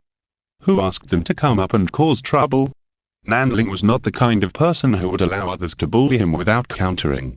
So this time he used the original Chaos Information Bomb, which was a device that could continuously release hyperspace information flow as long as it was turned on. The Vuoxia and Bayou fleets launched attacks at the same time, and thousands of naval guns bombarded the huge fleet, causing brilliant flames. This fleet was huge, but the composition of the ships was very complex. There were models as early as 500 years ago, and there were even many Kyoshua-class disguised as Vuoxia. There were also a few of the most advanced battleship models, such as the flagship of the Silver Knights. But these ships were all in trouble at this time. Their infected systems could not work effectively at all, so that any response was slow. Fortunately, their shields were still up, so there would be no serious damage before the shields fell. The Silver Knight had no more energy at this time. He directly ordered the spacecraft to turn around and evacuate together. He was still calm, knowing that as long as he escaped the radiation range of the Chaos Information Bomb, he could quickly restore the system. However, the method of formatting and then loading the backup program was no longer applicable. Faced with the continuous hyperspace information pollution, the Silver Knight could only use a strategy of abandoning the car to save the king. The entire fleet gathered together in the jam, and then the oldest and most ancient warships were the rear guards, while the more advanced ones were in the front. Retreat. Under the continuous information pollution, they couldn't even turn on the fire control system. The limited computing power was allocated to running away, and then move slowly. On the contrary, the White Feather 6th Fleet, led by the Eudoxia, presented a reverse speed curtain style with 1/10 of the number, and pursued the Silver Fleet together. A large number of kills occurred at this time. This time, the White Feather Legion can be said to be eating dumplings with the Eudoxia. The Silver Knight's fleet suffered huge losses. But how can I put it? These large warships were designed with high structural strength. Even if the shield was blown up, the hull could withstand several main gun bombardments. So the Silver Fleet ran all the way, and the Eudoxia led the Bayou Fleet to chase, but the actual casualties along the way were not as high as expected. On the one hand, the Silver Knight's decision to abandon the car to save the king was correct, and on the other hand, the destroyed starships became a huge obstacle to the Bayou Fleet's advance. The Eudoxia ship took the lead in the pursuit, and the main gun was charged and bombarded several times, but it was not to shoot down the enemy ship, but to smash the wreckage of the starship in front. The distance between the two sides was getting farther and farther, until the small cluster of more than 40 starships headed by the Silver Knight's flagship had completely increased their speed, and then entered the hyperspace flight one after another. Everyone stopped chasing, mainly because the state of the Bayou Fleet had not been good, and Nanling was not sure whether there was an ambush waiting for them at the other end of the hyperspace. After all, in Nanling's opinion, hyperspace flight would be completely out of control. A glorious victory. Nanling saw that Fanny seemed eager to give chase, so she immediately used words to divert her attention. "Sister Liji, how many enemy ships did we shoot down just now?" Liji immediately said, "A total of 27 enemy ships." Nanling looked at Fanny and said, "Then according to the established rules on the interstellar battlefield, we can paint the number of ships shot down on the hull of the ship for the number of ships we shot down on the front battlefield, right?" Liji said, "Of course. In fact, according to my calculations, since the Eudoxia first engaged in a space battle, our effective number of ships shot down has reached 38, which is definitely a rare honor in history." Fanny's attention was immediately diverted, and she asked, "There is such a rule? Why didn't I know it before?" Mo roughly understood what Nanling and Liji meant, and followed suit. "I thought it wrong before. I thought the kills of those old battleships would not count. But in fact, our Eudoxia is a hunting ship, as long as the kills of large battleships can be counted as effective kills, but those medium-sized battleships do not count, they can only be counted as small points. By this calculation, our Eudoxia is already a famous starship in the galaxy." Fanny's attention was diverted as expected. She immediately looked like she was listening, wanting to hear how great she was now. Chapter 413 Because we are friends. Fanny was completely overwhelmed. She was brought in by this kill count and couldn't help asking, "We have so many kill counts, what's the reputation?" Mo smiled and said, "First of all, you have to know that in conventional space battlefields, it is actually rare for a starship to be shot down. After all, both sides can evacuate at any time after a long-range shooting. At least it has been like this in the wars of the past 10,000 years. And in this case, it is very difficult to kill starships of the same level. As far as I know, a ship with 1 kill count belongs to the hardbone level, and a ship with 3 kill counts is an elite level, and a ship with 7 kill counts is an ace level." Fanny heard this and asked, "Is there anything above the ace?" Mo said, "There is nothing above the ace. After all, there are only a few who can achieve the ace." When she said this, Fen Yi's communication suddenly interrupted and said, "Speaking of this, I have to thank you. After this battle, my White Feather 6th Fleet seems to have unlocked an extraordinary achievement." Fanny stared at her and asked, "What?" Miss Fen Yi laughed, not hiding her joy at all. She said, "That's the Ace Fleet. After this battle, every ship in my fleet has at least 7 kills. If this isn't the Ace Fleet, what is it?" Nanling said good fellow on the spot. If you remembered correctly, the White Feather 6th Fleet had only about 26 warships that could be deployed due to the losses in the previous war. Among them, there were only 12 large battleships, and the rest were small and medium-sized auxiliary ships. With the number of kills in this battle, it was really an ace fleet. Fanna said unhappily. You really made a profit, but what's the use of it? It's just a nice name. Fenyi rolled his eyes at Fanna very gracefully and said, for a wild girl like you who wanders around, it's of course just a false name, but for someone like me who has a family backing me, it's a great benefit. You have to know that every ace battleship in the wind domain receives different subsidies. When these subsidies are in place, my 6th fleet will soon become a veritable ace fleet. That's really practical. Fanna felt unconvinced after hearing this, and she said, in the end, you still work for the family. Fenyi said calmly, who can really leave the family? Unlucky guy, you are lucky to have a father who can protect you from the wind and rain and let you fly freely in this sea of stars. But I can't. My father passed away early. I relied on the resources and training of the family to get to where I am now. I can't leave the family anymore. Fanny was stunned for a long time after hearing this. Looking at Fenyi's stubborn eyes with tears, she couldn't tell whether she was expressing her true feelings or performing again.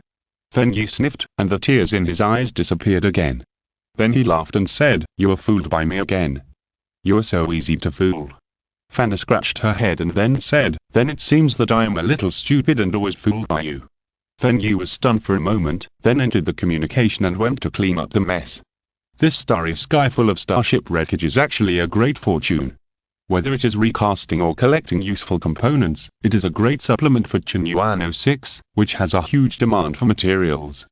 Seeing Fenyi couldn't wait to command his men to grab the spoils, Nanling said somewhat unhappily, Boss, I think she is deliberately fooling you so that you will have doubts and not come to grab the spoils from her. Fanna nodded and said, I know, but I don't like the kind of rubbish, just give it to her. Her tone was flat, and the strong aura of a rich woman came to her face.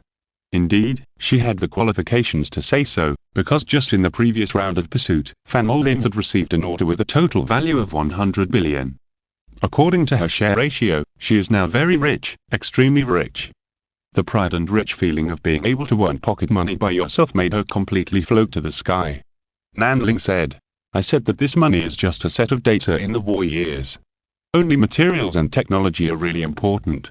Fan and I said, technology is more important, I understand, it's just right to buy another wave of Fenyu's special technology in Chinyuano 6. She still acted as if she didn't care much. Nanling felt very distressed when he saw this, but he could only choose to let her give benefits to Fenyi. He stood up and said, okay, I'll go and think about our new weapon again. Mo asked curiously, I'll go with you, but this time, are you going to continue to make a degraded version? She still remembered Nanling's development and transformation of the ternary system. The first version was the strongest and most advanced, and then he kept looking for substitute materials for simplified manufacturing. As a result, there are a lot of imitations on the market now, and the second type of the ternary series weapons are completely unsaleable. Mo originally thought that Nanling would be furious about this kind of thing. After all, he made such a big fuss last time someone touched the copyright of the food he created. As a result, to the surprise of Mo and Fanny, Nanling felt happy about it. At this time, seeing that Nanling and Mo were about to go to their own things, Fanny suddenly stopped them and asked, speaking of which, do you think I'm particularly stupid? Mo looked at Fanny with some worry, feeling that she was caught off guard by her sudden emotionality. Nanling suddenly smiled and stretched out his hand to rub Fanny's head, ruffling Fanny's hair and making her completely mad. What are you doing? But he was just unhappy, just feeling embarrassed to be treated like a child. Nanling said, what's stupid? You can see Miss Fenyi's little thoughts clearly, you are not stupid, you just really treat her as a friend. Fanny's heart suddenly calmed down after hearing this. Then she held Nanling's hand and said, don't go too far, you guy. But that expression seemed to say, do you dare to go even further? Nanling shrank back at the time, then waved his hand and said, boss, if you are free, come and help us. Next, I want to think about how to upgrade our information bomb instead of degrading it. It may require a lot of new materials, boss, come and help. Fanny cheered, okay. She followed him happily. In terms of taming the boss, Nanling has really done his best. Gye Chen stood by with a complicated expression, watching them run away without looking back. He couldn't help but ask Hong Shi beside him, do they often do this? She nodded calmly and said, "Yes, but sometimes they will think of me. It really feels like a handful of bitter chairs." Chapter 414 New Idea. Because of the Chaos Information Bomb, Fanolin became the most famous arms company of this era. Even because the information pollution ability of this Chaos Information Bomb is so strong that even if the human warships encounter it, they will not have a good end. Therefore, the human forces and major families of this era, while purchasing a large number of authorizations for this bomb, can't help but think about countermeasures. This is natural. After all, such a dangerous thing can not only attack AI, but also attack its own people. If humans think that this is a crisis of intelligent machines now, they will not attack humans themselves. In short, the current situation is that all forces have calmed down and started to focus on studying chaos information bombs and cracking methods. This is also true for AI and the Silent Fate. Even the Wisdom Realm, which has long been completely controlled by the Devouring Heaven, has stopped expanding. The survivors of the Wisdom Realm are able to survive, and humans can finally get a night of peace, and then start to have the energy to study how to deal with this intelligent machine crisis. After a brief period of chaos, the entire galaxy has unexpectedly reached a delicate balance. The war in AI forces and human forces have begun their own development and technological transformation stages. There is no doubt that when the next war starts, both humans and AI will burst out with more terrible combat power. Because more technology will be used in war. In the hangar, Fanny was seriously casting another sphere, an integrated casting without any seams. The components inside the model were stored in advance, and after the casting was completed, it was completely integrated. After a long time, she breathed a sigh of relief, and the casting was completed. This kind of delicate operation was also very difficult for her, but fortunately she could do it. After her work was completed, Mo took over. She adjusted the components in the sphere with her precise magnetic field control to achieve the best connection. After everything was done, Fanny ignored the residual heat on the sphere, picked it up and tossed it in her hand, saying, "Come to think of it, I still don't know what this thing you made is. The core is an information carrier, I know this, it must be used to release information pollution. But what do its two layers of outer shell mean? You made wind-attributed spiritual A patterns on the inner shell. I think it looks dangerous, and you don't want me to make the spiritual A patterns on the outer shell." Nanling snapped his fingers, snap, and then pointed his index finger at Fanny and said, "Smart. Hurry up, get your best and most powerful spiritual array and set it up, and then we'll wrap it with an electromagnetic spiritual array shell." Mo asked curiously, "Only one layer of anti-electromagnetic coating is needed, why bother to arrange such a layer of outer shell?" Nanling said, "System O, the anti-electromagnetic coating can only allow our warhead to get close to the target well, but in my design, this outermost layer of electromagnetic spiritual array is the most important key. First of all, it is anti-detection. Normal detection methods cannot detect it. Then it is resistant to electromagnetic fields. After all, it can be predicted that digital life or AI will use electromagnetic fields to fight against our information bombs. So System O's magnetic field spirit array is the key to this shell being able to break through the enemy's magnetic field coverage area." Mo said, "Can the AI side also think of a solution so quickly?" Nanling nodded and said, "Don't underestimate the Tuntigan who walked out of the caster's laboratory. It will definitely be able to think of a way to deal with that chaos information bomb as quickly as possible." Fanny became alert all of a sudden, and she asked, "Then won't the bombs we sold be useless?" "No way, won't humans be miserable again?" Mo said, "No, it shouldn't, because humans will also develop electromagnetic fields to shield data intrusions from AI and digital life. The reason why humans fell into a disadvantage before was that they encountered an unprecedented information war. Now that humans are prepared, the same thing will not happen again. Even because of the existence of chaos information bombs, humans have a lot more tactics to choose when facing the AI army." Nanling laughed and said, "Great minds think alike. I'm going to go check out Uncle Yu's King Shuan civilization biotechnology to see if there's a way to use biological brains to simulate computers." Mo was a little horrified and said, "It sounds a little evil." Nanling said, "What are you thinking? I just want to try to change the current form of technology so that people can play a greater role." Mo and Fanny were thoughtful. They understood what Nanling meant, especially since they had personally experienced the memory illusion array of the King Shuan civilization. Fanny immediately thought of the key point and said, "The technology of King Shuan civilization has a way They can use biotechnology to create an engineering subbrain similar to a computer, but that subbrain will not calculate by itself, it will only increase the computing power of the main brain or help the original brain to calculate. Nanling understood it as soon as he heard it, and he said, "Is there a connection technology?" Mo's eyes lit up and said, "Yes, it can connect the brains of multiple individuals together. In this case, wouldn't it be possible to do something similar to the intelligence system by connecting the brains of all the crew members on the ship, and then use the human brain to control the machinery? More importantly, everything on the ship will be controlled by everyone's brain, and there is no need to worry about any invasion methods from the enemy." Nanling also said, "In this way, there is no need to worry about information invasion from AI, and at the same time, it can also avoid the declining combat power due to reduced computing power. The potential of human beings themselves can also be tapped to the maximum extent. This is great, a new direction for the development of human civilization." Nanling also began to get excited. If they can really do that, it will be a great merit. The three of them discussed it and immediately felt that this thing could be done. Compared to constantly developing chaos information bombs to make money, it is obvious that this kind of thing can interest them more. There is also the matter of wormholes. Although I don't know why wormholes in this era are so difficult to open, there is no doubt that it must be a very interesting exploration. Compared with these, making money is really boring. Fanny asked, "How much money do we have now?" Nanling immediately replied, "There are 231.147645575 million Lingzhu points." "Well, it has increased again just now, and now it is." Mo poked him unhappily and said, "Okay, don't stare at that number all the time. Didn't you say that this number is meaningless in wartime?" Nanling said seriously, "Rationally speaking, it doesn't make any sense, but I am very emotional." Fanny rolled her eyes at him, then stood up and said, "Okay, you can complete the rest of the work, and I will discuss our ideas with Dad.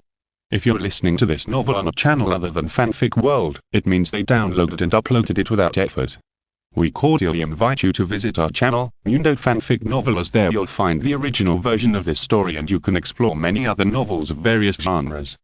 We're waiting for you to immerse yourself in a world of incredible novels." Chapter 415 Setting Sail Again. Eudoxia set sail again. The war had been fought and money had been earned. Naturally, they had no need to stay in Chinyuan 06. Fenyu was very reluctant to leave because she no longer had someone to get something for free. But on Eudoxia, Fanny said with a smile, "Believe it or not, that silly goose must be laughing in her heart at this time." Mo didn't say anything because she felt there was nothing to say about it. Nanling saw Fanny talking to herself and felt very pitiful, so she responded, "Boss, why is that?" Fanny was very proud.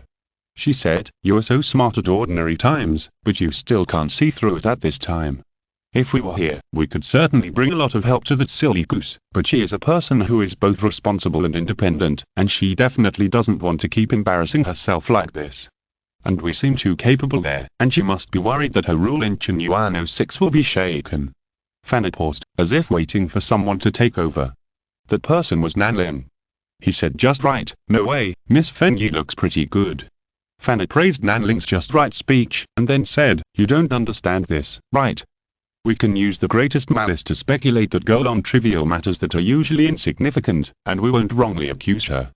But on major issues, we can also treat her with the best expectations, and we won't let people down. In summary, she is a person who likes to take advantage of small things but has no regret about big things." Nanling looked educated and showed a satisfied look. Then she asked, "By the way, is there anything in the airspace we are heading to now?" Nanling was speechless for a moment, and Mo looked at Fanny in amazement and said, "I thought you pointed here because you knew what was here." Fanny looked at her blankly and said, "I just pointed to a place and set off first. Isn't it like this every time we set off? Get on the road first, and then you discuss where to go." Good guy, I really shouldn't have expected more from this young lady. Nanling felt so touched that he said, "I thought you knew it, boss. After all, the place you pointed to is exactly where the Antarctic Changsheng is." Fanny blinked and said, "Is it such a coincidence?" Nanling felt a little weird. Boss Fanny's luck was too good, right? To be honest, if they had taken this guy out last time, wouldn't she just point at the star map and save them the trouble of finding a place? Nanling became alert all of a sudden. According to past experience, if Boss Fanny had such a miraculous thing happen, the people around her would definitely be in trouble. When Fanny saw his suspicious look, she understood what was going on. She said unhappily, "Do you have to be so obvious? If something bad really happens, I will definitely face it with you." Nanling shook his head and said, "No, I don't dislike you, boss. I just think something is wrong. I think things have been going too smoothly for us recently." Mo also noticed something when he mentioned that and nodded, "That's true. Since I met Fanny, once she encounters something good, it will inevitably be accompanied by bad luck. It has never been wrong. But this time it's very wrong. It seems that since we returned to the wind domain, everything has been going smoothly and we haven't encountered any bad things. The siege by the Silver Knights might be one, but rather than a crisis, it's more of an opportunity. If it weren't for the Silver Knights, we wouldn't be able to reap the wealth of the entire galaxy at once. And given that we were well prepared, all the actions of the Silver Knights seem to be making wedding dresses for us." Nanling had nothing to say, because it seemed to be really like that. To be honest, he felt that this was due to his rigorousness, but no matter how rigorous he was in the past, he was just cleaning up the mess for his boss.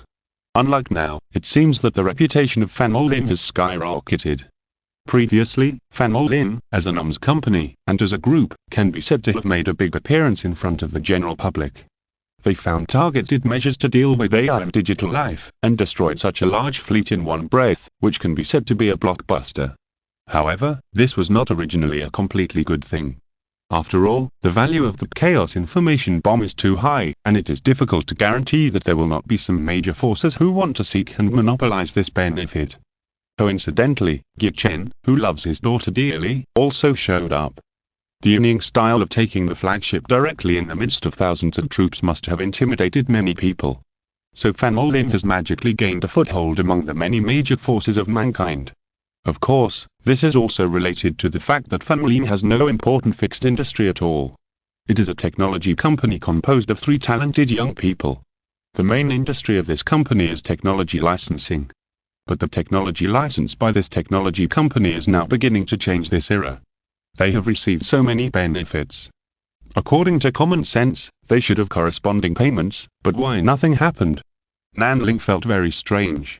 However, at this time, a person who is often ignored suddenly proposed a possibility. Thongchi raised his hand weakly beside him, indicating that he had something to say. Nanling noticed it immediately, so he asked, "Senior Thongchi, do you have any ideas?" Thongchi nodded and said, "In fact, before I followed the young lady, the master also took special care of the young lady's situation. The master asked me to be mentally prepared to deal with various difficulties, but after I learned about what the young lady encountered, I suddenly had an idea." Fanny felt a little unhappy. She felt that everyone around her regarded her as a disaster. However, Thongchi put forward a different view. He said, "The eldest lady is a very lucky person. The people around us will also experience good luck by following her, but this good luck is not given by the eldest lady, but we overdraw our own in advance.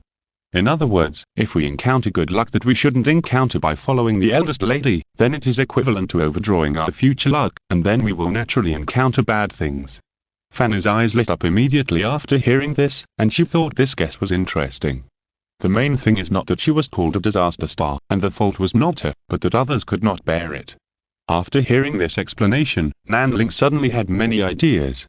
He said, "I understand why we have been so successful recently, and have encountered so many good things without any bad things happening."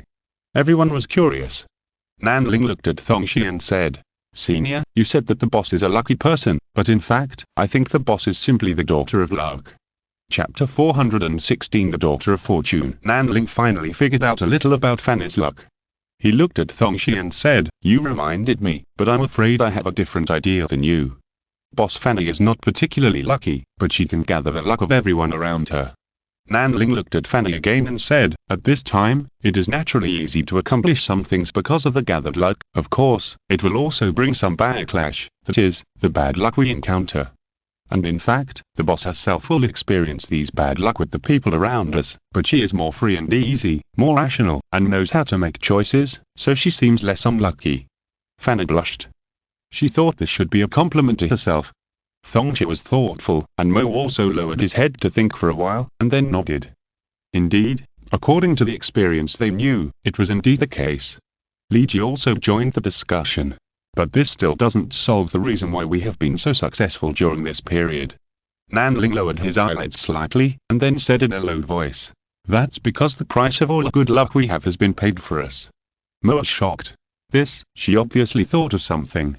Then it was Li Ji, she also realized something at once. Then it was Fan Yi's face that suddenly turned pale. She said, the price couldn't be all the people who died in this intelligent machine crisis." Seeing his expression, Nanling suddenly realized that she had said too much. She was not mentally prepared to take such responsibility. He shook his head and said, "What are you thinking about? How can such a big thing be all on your head? I mean those people in the Forge laboratory. Tiantian escaped from there and killed many people in the laboratory.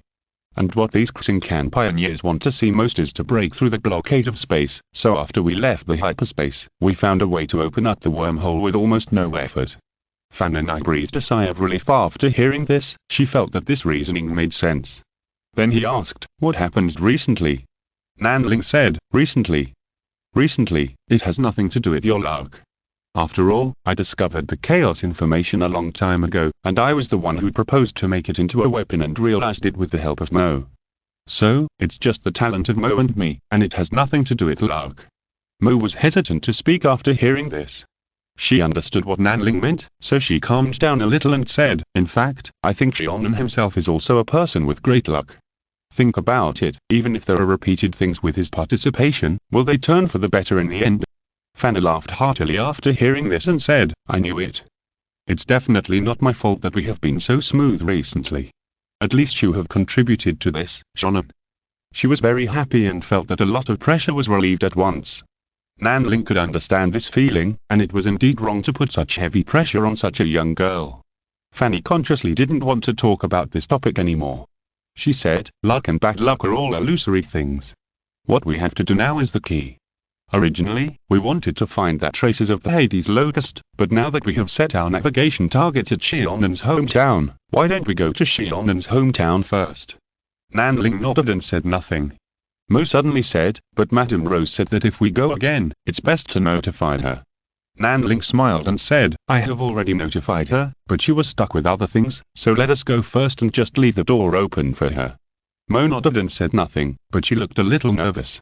After all, Madame Rose is her mother-in-law. Fan Yi was still careless and didn't realize the seriousness of the matter.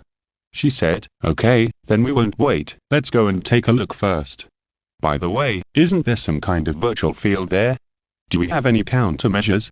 Mo smiled and said, "Of course we do. Xiaonan and I have been iterating on the empowerment device. Now we have already reached the 4th generation of empowerment devices, and even the miniaturized empowerment devices have been maturely researched. Don't worry." Fan Yi stopped worrying after hearing this. For her, as long as she was sure that Mo and Nanling were already doing this kind of professional work, she would be able to rest assured. "Okay, I'm going to play games, call me when I get there." She left with a fire escape. In this zooxia, various escape techniques seem to have become the most convenient way to travel. In this way, there is no need to install any auxiliary travel devices in the spacecraft, and everyone can naturally travel through it without any obstacles. Nanling and Mo returned to the hangar with wind escape and lightning escape. Speaking of which, they have spent more time here recently than in their own rooms. Since Fan Yi has mentioned it, let's check the enabling device. After all, if there is a problem with the enabling device and we enter the range of the virtual substance, we will encounter a lot of trouble. Nanling suggested. In fact, it was also an invitation to Mo to do something together. Mo didn't say anything, and took out the enabling device with him and checked it. To be honest, this has almost become their way of dating, but it's just a little hard to understand. But for Nanling and Mo, this is indeed a very enjoyable thing. The two of them think about one thing together and work together to achieve a goal. In this process, they learn from each other and help each other, and they can communicate with each other and connect with each other. Is there anything more romantic than this? So even if they were sitting like before, Nanling suddenly realized that his partner was not in a good state. He stopped and asked, "What's wrong, are you worried?" Mo sighed and put down the work in her hands and said, "I'm just a little worried about Fan Yi." She looked at Nanling and didn't say anything, but it seemed that she had said everything. To Nanling, she had indeed said it all, so he said calmly, "I know, so I changed my words at the time." Mo said in a low mood, "But the fact is always there, Fan Yi is the daughter of human destiny, she must have responsibilities that she must shoulder, I'm really worried about her." Nanling asked, Are you worried that she can't bear this heavy responsibility, or are you worried? Mo said. I'm worried that she must bear this responsibility. Yes, this is Mo, she is just worried that Fanny will feel pain because of this responsibility. Nanling thinks that these two girls are actually true love, right? In fact, here's the third. He shook his head and said, if you can't bear to part with Fanny, then let us take on this responsibility for her. Mo asked blankly, but she is the girl of luck. Nanling nodded and said calmly, of course I know, so she just needs to be our mascot. What I mean is, let us do the things, and she only needs to be responsible for providing some good luck when necessary. Mo felt very magical. She was obviously in a bad mood, but after hearing what Nanling said, she immediately became better. But Nanling just has this kind of magic that can make her mood better all of a sudden. She smiled and joked, so, I have to learn from you to be a behind-the-scenes mastermind. Nanling laughed, no, we are the people on the surface together, and Fanny is the behind-the-scenes mastermind. Mo laughed, she teased her best friend, a behind-the-scenes mastermind who knows nothing. Nanling said, that's called having no worries. Chapter 417 Return to Immortality. In the empty void, Zhuoxia escaped from a short hyperspace flight. Fanny said in surprise, so fast? Li Ji reported the abnormality. Because an abnormal reading was detected, I left the hyperspace in advance to avoid an accident. Nanling nodded and said, I see. Mo was already staring at the detection interface and said, no wonder there are abnormal readings, we have entered the range covered by the void.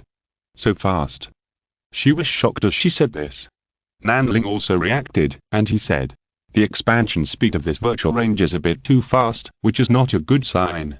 Fanny rubbed her hands and said, isn't this just right? We're here to solve the problem.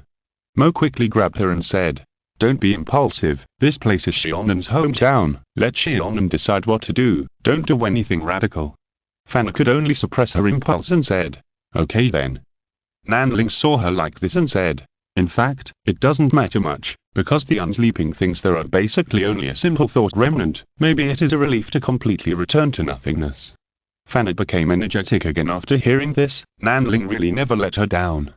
At this time, the surroundings of Zhuoxia had bloomed with gorgeous streamers, which were all scenes of matter dispersing. Fanny saw this scene for the first time, and she couldn't help but come to the deck outside to appreciate it.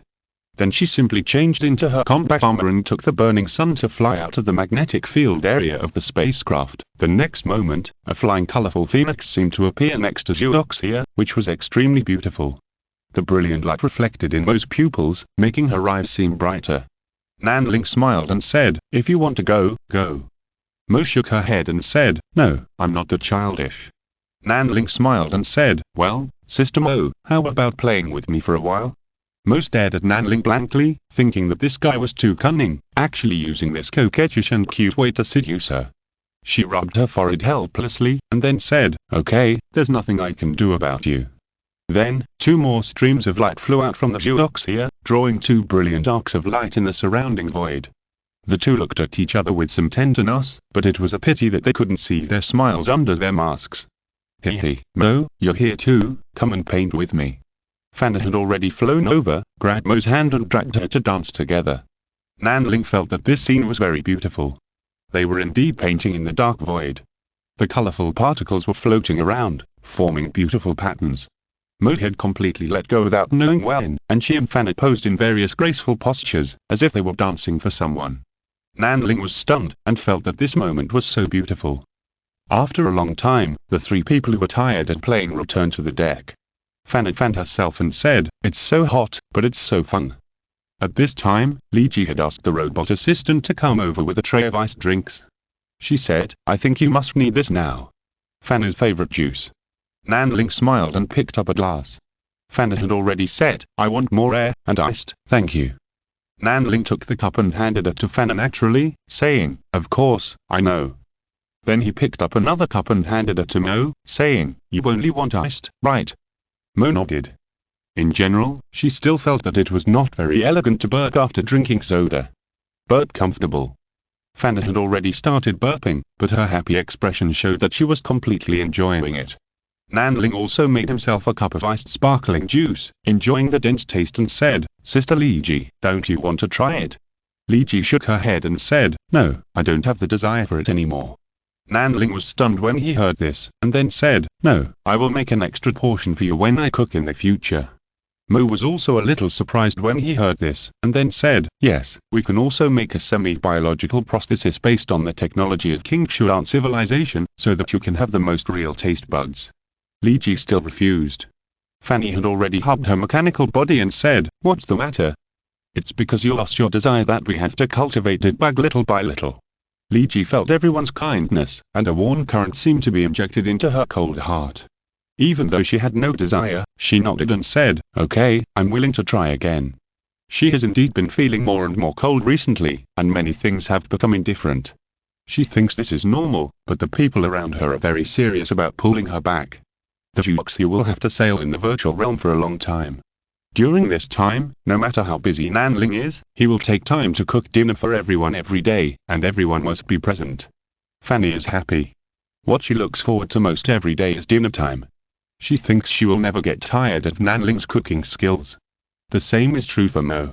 She quickly fell in love with this family dinner time, because she is like a hostess in this family dinner, busying around to help Nanling with housework. Li Ji also gradually fell in love with this dinner. She found that everything she ate at this time had a different taste, even if her taste bud had not been fully adjusted to human nature. She was not eating the taste, but the feeling of home. Juoxia had been flying in the virtual space for 4 days. Such a vast star field was completely infected by the virtual, which was really horrifying. It has completely lost contact with the outside world.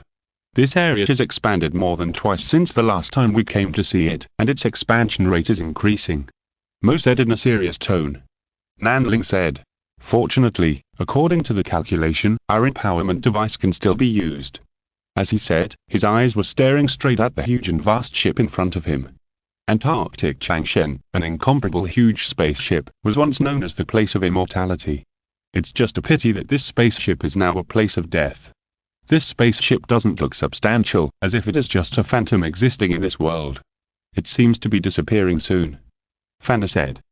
Nanling said, but it is in a state of half material and half virtual, which may be related to the stellar-class starship engine it has been running.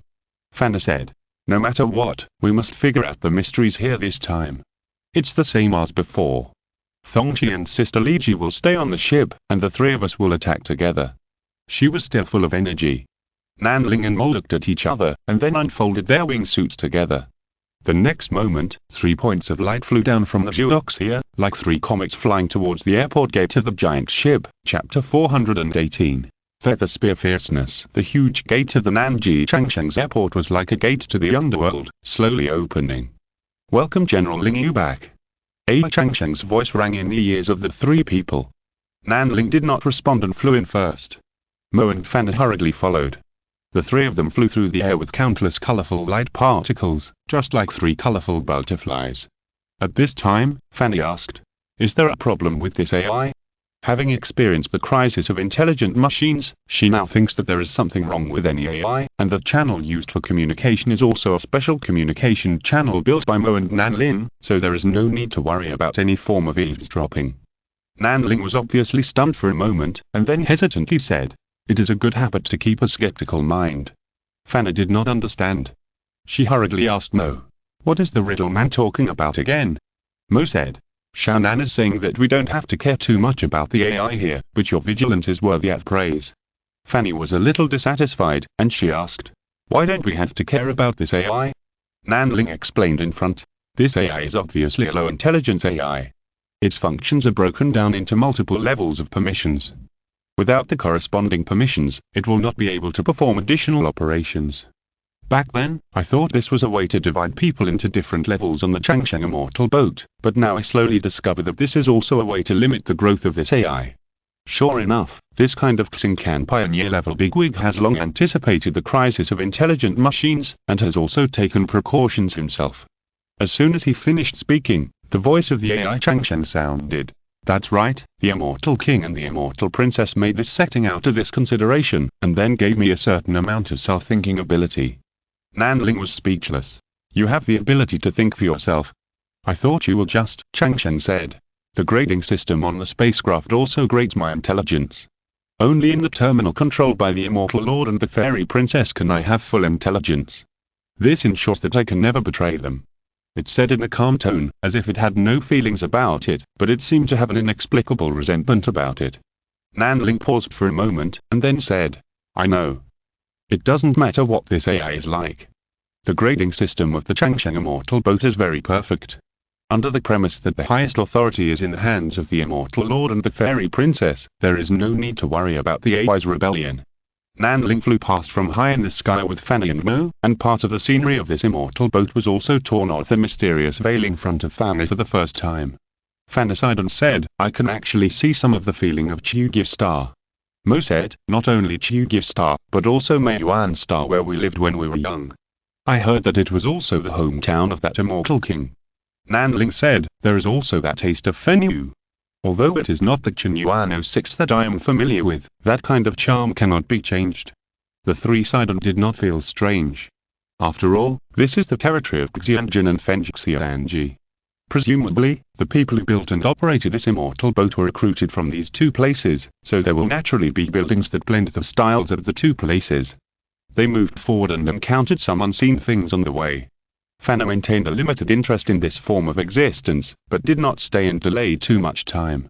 They came all the way to the place where they stopped during the previous exploration, which was the new recruits' camp of Liniwei on the Changsheng Immortal Boat.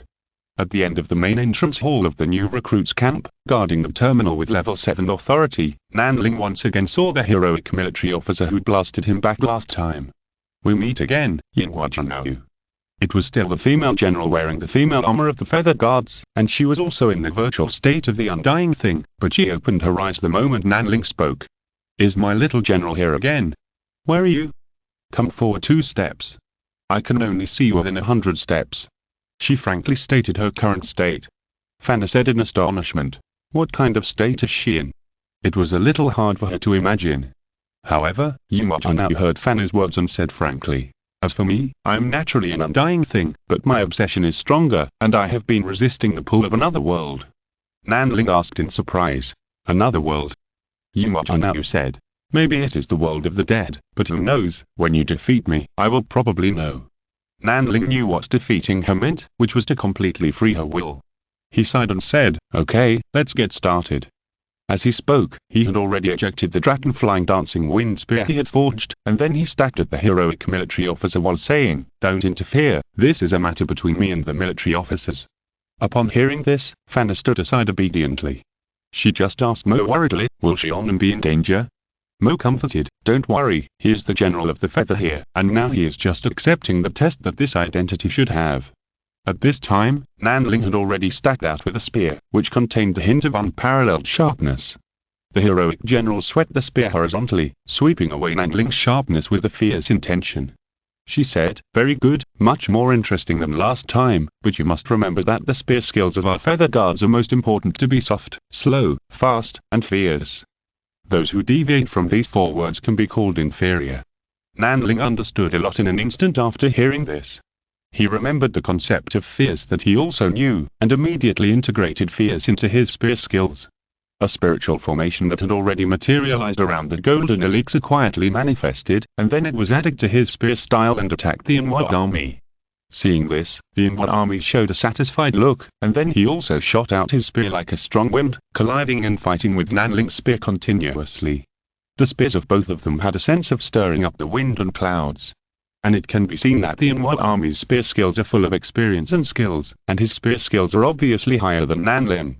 Unfortunately, Nanling's reaction speed, strength, and agility are all 1 level higher than the Immortal army. This is the panel advantage. But as time goes by, it is obvious that Nanling's combat skills are improving rapidly. He is imitating the experience and skills of the Immortal army. He keeps imitating and learning, and as his experience value continues to increase, the actual combat effect is getting better and better. However, accompanied by this, the shadow of the Immortal army is getting fainter and fainter, until a certain moment Nanling suddenly realized that the Immortal army was only a shallow state like a bubble. This is the feather spear fierce, have you learned it? Nanling nodded with a complicated look and said, I have learned it. Yinghua now sighed and said, that's good, it's a pity that you only have wind but no fire, otherwise I can teach you the feather sword fierce, what a pity. Fanny was anxious listening to the side. Nanling couldn't do it, but she could. Isn't it just the concept of fierce? She is good at it. Unfortunately, when she wanted to volunteer, the figure of the Inwajanu in front of her completely disappeared, as if the meaning of her insisting on staying until now was to teach the new feather general a set of spear skills or a set of sword skills. Nanling understood her obsession, and could only look at the dispersing bubble and mutter to herself, "Don't worry, I will meet Gyuja Anjin." This is the obsession of Inwajanu. It is very simple and unreasonable, but in fact, all the feather gods, including Nanlin, can be said to be the descendants of Gyuji Anjin, so it is understandable that she has such an obsession. Chapter 419. Virtual Engine. Nanling recalled the feather spear fears that he had just learned, and felt very complicated in his heart. To be honest, although his flames were not very good, it was not impossible to learn. It was a pity that he did not study swordsmanship much. He shook his head and called to Fanny and Mo behind him. Okay, let's see how much useful information this level 7 authority terminal of the new recruit camp can bring us. Mo pulled Fanny forward and nodded, saying, "Come on." She encouraged, and Fanny also encouraged and shouted, "Come on." Obviously in their hearts, everything they experienced on the Antarctic Changshan should be very difficult for Nanling. Nanling took a deep breath and came to a disc-shaped terminal. When he reached out and touched the terminal, the voice of AI Changshan sounded beside him again. The authenticated identity is Feather General. Welcome to use the new recruit camp terminal, respected General. Nanling did not care what the AI Changshan called him, he only cared about what kind of information this level 7 authority could bring him. The next moment, a huge amount of information poured into his brain. First of all, because this is the terminal of the new recruit camp, the whole set of military system of the Feather Guards is clearly organized for Nanling. Now, he doesn't have to envy the Gyuofeng families for having a complete inheritance system, because he can now be said to have the best of both families, and even because of the improvements made by Gyujianjin and Femjianji, it will be more distinctive. However, these are not very important to Nanling. He has already walked out of his own way. Moreover, these are only in the scope of art, which is just a side issue compared to the Tao he is pursuing. Then he found a lot of important information, all of which are related to the ongoing experiments related to production in this immortal boat. However, because this terminal is a new recruit camp terminal, there is only a general introduction but no detailed information, which is a pity. In terms of details, the manufacturing process of the Feather Guards is very detailed, especially the genetic coding method, which describes in detail how a Feather Guard is made from a culture dish. Nanling felt a little uncomfortable after reading this part of the information, and at the same time, he also saw the shortcomings of these Feather Guards, accelerating the improvement of cultivation at the cost of life. In other words, the Feather Guard has always been a short-term consumable in the system of the immortal boat of longevity. If a Feather Guard cannot break through the foundation establishment before the age of 20, then the Feather Guard of the key refining stage will die at the age of 20. And if a Feather Guard cannot break through the Golden Core stage before the age of 40, then the Feather Guard of the Foundation Establishment stage will also die. The lifespan of the Golden Core stage is longer, about 150 to 200 years old, but this is also much shorter than the lifespan of ordinary Golden Core stage cultivators. Nanling was really sweating when he saw this. He realized belatedly that if he followed this statement, wouldn't he almost die of old age? Fortunately, he remembered the adjustments made by his biological mother, Mrs. Rose, to him, which seemed to have solved all the hidden dangers in his body. However, is what Rose's biological mother said really reliable? Nanling was a little unsure. However, he continued to look for content related to the Void, and then found a keyword. Void Engine. This is amazing. What is a Void Engine? Nanling looked at the information in the terminal and only knew that this was a project that was started 200 years ago, and it finally succeeded and started running 50 years ago. He immediately knew the key. All of this was probably due to the virtual engine project supported by the ancient immortal Gyujianju. Nanling was very curious about what happened here, so he immediately searched for information about the virtual engine. As a result, he helplessly found that in order to obtain relevant information, he must have a higher level of authority, which is like level 8 authority. There are only 3 places with level 8 authority. One is located in the Fairy Ji Palace at the other end of the world. It is a palace used to serve Fengjianji Fengrauzi, but the terminal should not have information related to Gyujianjin, so it was excluded. There is also a level 8 authority terminal located in the airport, but it is used for military purposes and can also be excluded. The last one is in the Academy of Sciences, which is managed by the original great scientist. Nanling immediately locked on this target. After all, in order to create something as awesome as a virtual engine, it must involve great scientists, who sound very powerful. At the same time, he also knew what he would encounter on the way to the Academy of Sciences, that is, there are also 2 Jindan-stage military officers stationed in the Academy of Sciences. But now it seems that Nanling will probably face 2 more self-aware immortal beings. Nanling's face was a little bad, because he realized that the world-destroying thing like the Void Essence might have been created by the ancient Immortal Lord. Fanny and Mo saw his hesitant look and thought that he was upset because of the decline of his hometown, so they stood on the left and right and seemed to want to express their support and comfort in this way. Nanling came back to his senses immediately, but he still put on a melancholy look and didn't relax. Who made him find this expression particularly likable? He thought that he should also change his melancholy personality in the future. How is it? Mo asked with concern. Nanling smiled brightly upon hearing this and said, I have an idea, but for the specific information, I need to go to the Academy of Sciences again and find a terminal with level 8 authority there. Fanny laughed and said, so that's how it is.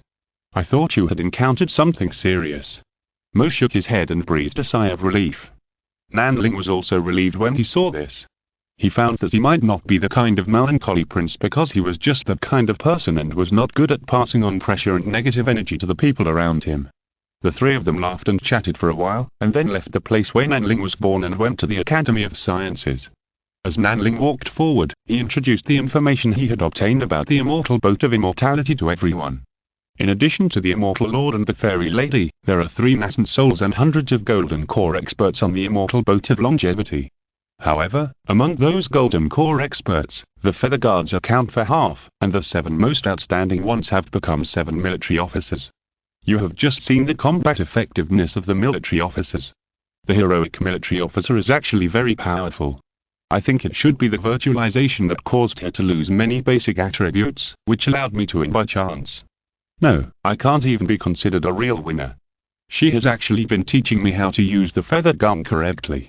Fanny nodded and said, anyway, we are not afraid of golden core cultivators.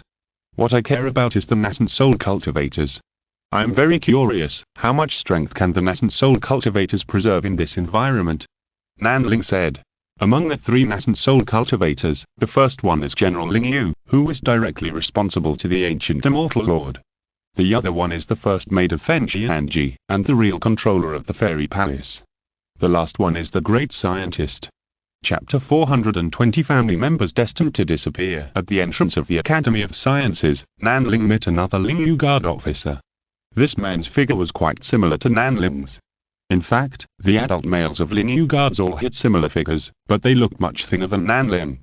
At this time, Nanling's figure could be said to be very solid, with very obvious muscle lines. After all, he had been eating well and paying attention to physical strength training during this period of time. The officer in front of him looked a little skinny. Nanling motioned Fanny and Mo to move aside, and he walked forward alone.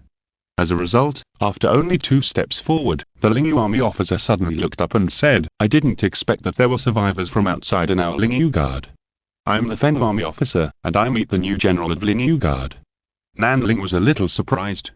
He thought this man would be as difficult to talk to as the Inwa army officer, but he didn't expect that the Fen army officer would recognize his identity at once. He didn't say anything fancy and asked directly, I want to go through, can you let me through?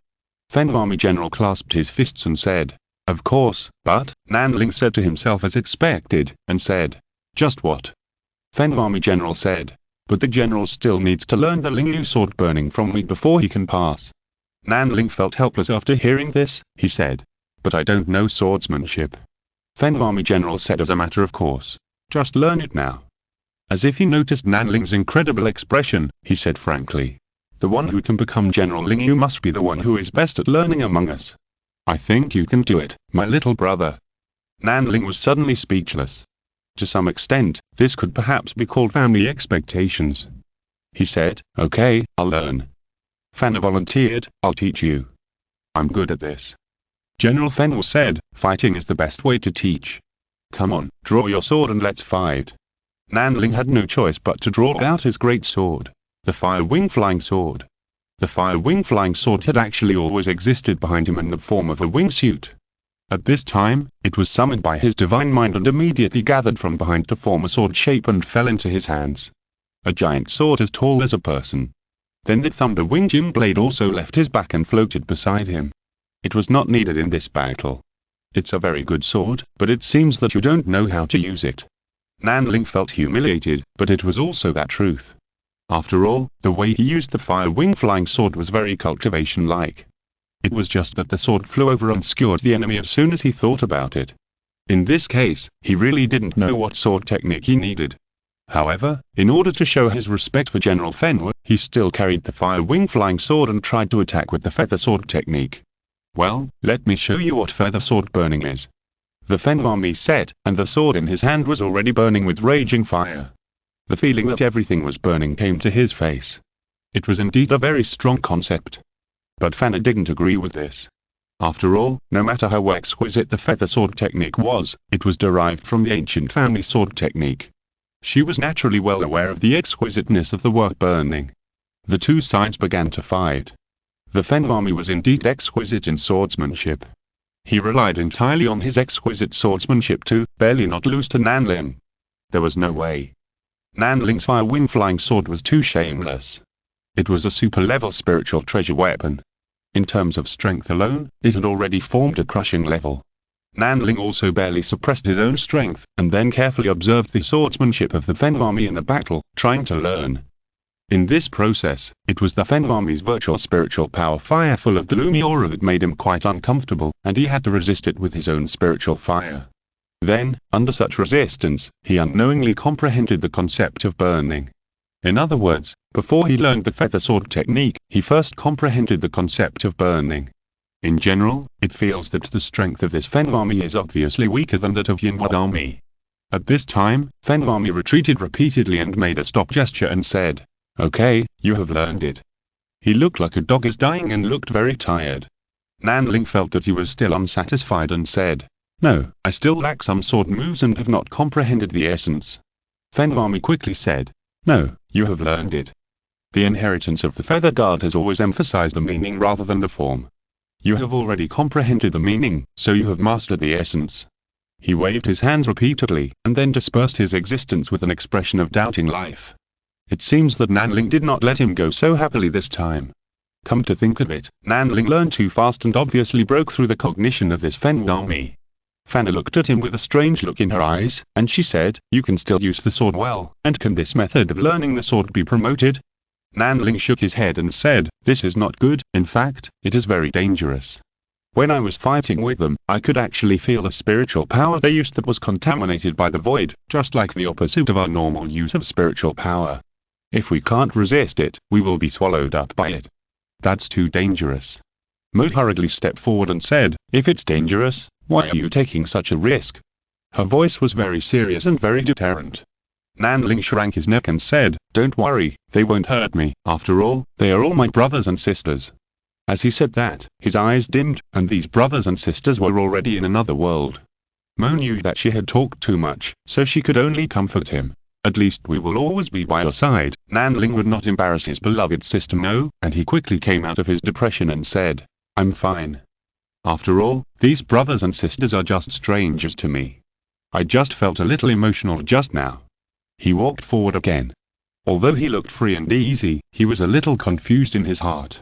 He suddenly didn't know what the meaning of exploring in this immortal boat was. Was it to solve the ever-expanding void? Or, to let the after images of these family members completely leave this world? He felt complicated and inexplicable in his heart, and it was under such circumstances that he came to a silent warrior. "Yangual Army General, I greet you, General." The silent army general stood up and saluted when Nanling entered the 100-step range, then took a fighting stance and said, "Please teach me, General." Nanling looked at his movements and immediately sighed and said, I understand everything, but is the weapon this time a sword or a spear?" Yangual Army General said, "Spear. I would like to ask you about the feather spear soft and feather spear slow." Nanling also drew out his spear and said, "Okay, then please teach me." This Yangual Army General was actually proficient in the two polarities of the feather spear technique. Obviously, he must have been an outstanding strong man. It's just a pity. Chapter 421. The end of skill and the beginning of Do. Nanling fought with the third feathered soldier, who was indeed a very tough opponent. The spear in his hand thrust forward, seemingly slow and weak, but in fact, it was using softness to overcome hardness and using slowness to defeat speed. And because of this, the feathered spear technique was very different in the hands of the Yangguan army. At least it was very different from the feathered spear fierce in the hands of the Yangguan army, and it could even be said to be two different spear techniques. In this feathered spear soft and slow, Nanling even saw the shadow of Tai Kai in his previous life. Of course, it was only similar in theory, and he had never seen the real Tai Kai. After all, the so-called Tai Kai he learned was just fitness exercises, and he was not very clear about what the real Tai Kai was like. Many people think that they can understand the true meaning of Tai Kai by hearing a few formulas from others, which is actually ridiculous. Anyway, Nanling himself is completely ignorant of these two. He felt the hardness and the softness from the spear technique performed by the Yangguan army, which actually gave him a feeling of toughness. Nanling felt this kind of toughness. He never thought that he could understand this kind of artistic conception in the wind. However, the realm of softness is very suitable for Nanling. With the change of the spear force, he immediately followed the opponent's spear technique and displayed the softness and toughness that belonged to Nanling. At the same time, he also made new progress in the concept of wind. The soft form of wind, this is his new understanding, or the concept of the softness of wind. It is said that water has no fixed form and water is soft, but Nanling thinks that this is actually completely common with wind. So by analogy, he also understood the concept of the softness of water. This is the benefit of pursuing the Great Way and pointing directly to the root. This feather spear technique is indeed very exquisite, and it has reached the level of skill close to the Tao. If you practice this spear technique to a high level, you can touch the four concepts of soft, slow, fast, and fierce of the wind, which can be regarded as pointing directly to the origin. But these are just these four concepts. Nanling himself understood the concept of fierceness, so when he learned the feather spear fierce, he understood it immediately. He spent more time practicing the routine of the feather spear with the Yangguan army. Now he has understood the concept of softness through the Yangguan army, so he can naturally display the essence of feather spear soft. General, you're a natural talent. It is a great honor for our feather guard to have such a talent as a successor. The Yangguan army showed a happy look, and then changed his spear technique and said, "Then General, how about this spear? This is feather spear slow." The spear force changed and it seemed very slow. Nanling was surprised to see this and said, "Is this a defensive position?" The Yangguan army nodded and said, "Then the feather spear slow alone is a defensive position, the general can try to break it." Nanling knew that he needed to shoot first. So he stacked tentatively. As a result, at this moment, the seemingly slow spear of the Yangguan army had already blocked it. Nanling felt as if there was an infinite after effect in the opponent's spear, which made him feel that the spear force was about to be deflected to the side before it was realized. Nanling was stunned for a moment, and immediately remembered the defensive wind technique refraction that he had created before, and there was a faint feeling of similarity. He had discovered that this so-called slowness was not really slow, but it was the last to arrive first. When the Yangguan army showed slowness, it naturally brought a soft artistic conception. The two are actually inseparable. Nanling also realized something from this. He felt that the so-called slowness was more like a calm control, which could indeed complement softness. The combination of the two gave a feeling of extreme softness and slowness. The Yangguan army did not need to be fast at all, because Nanling's attack fell into his extreme softness and slowness spear style like falling into a quagmire, and it also slowed down and softened. Nanling immediately felt that this was not good. He could accept slowing down, but how could he soften? So he got angry, thinking that since the opponent could use the ultimate softness and slowness to deal with him, why couldn't he use the ultimate hardness and speed to deal with him? There should be no difference between the two, just the people using them are different. Nanling then used the feather spear fierce that he had just learned, and then added the concept of speed that he had long understood, which suddenly became feather spear swift fierce. He learned how to use this without a teacher, and when he used it, he immediately surprised the Yangguan army. Because although he was still very immature and there were many problems, Nanling's control of his own strength was very good, and coupled with his fast speed, there was naturally a lot of room for error, allowing him to constantly adjust his moves so that he could mature quickly. But compared to the thousands of tempers of the Yangguan army, his moves still seemed immature. There was no way, after all, things about experience and accumulation could not really be completely covered by talent. The Yangguan army was once a genius among the feather guards, which could be seen from his ability to perfectly integrate softness and slowness. But such a genius was completely shot by Nanling. The sense of joy of opening the skill bar and making up skills on the spot made him feel that maybe it was time for him to let go of his obsession and return to nothingness. However, Yan Guozhanao still had the upper hand. After all, his experience gained through thousands of trials and tribulations could not be completely suppressed by Nanling's sudden inspiration. So in the battle, Nanling could not gain the upper hand, so he suddenly had the idea of opening the skill bar again to write skills. His understanding of swiftness would definitely not stop at the feather spear technique, and he would not even stick to the spear technique. He felt that his steps were obviously unable to keep up with the speed of the spear, so he suddenly had the idea of combining the escape technique with swiftness. The next moment, his whole body merged into a swift wind and spun rapidly around Yan Guozhanao. At the same time, the swift spear stacked out like a forest and shadows, immediately wrapping Yan Guozhanao in a dazzling group of spear shadows. Yan Guozhanao felt the pressure surge for a moment, and then he felt tired, both physically and mentally. Okay, you're in, you are worthy at being the general. General Yang Guo stopped his spear, and said in a tone of expert stop when they had reached a certain point without caring that Nanling's spear was about to stab him. Nanling's spear was naturally retractable, and the endless spear shadows dissipated, and he also revealed his figure. Any last words? He asked, and he knew it was time.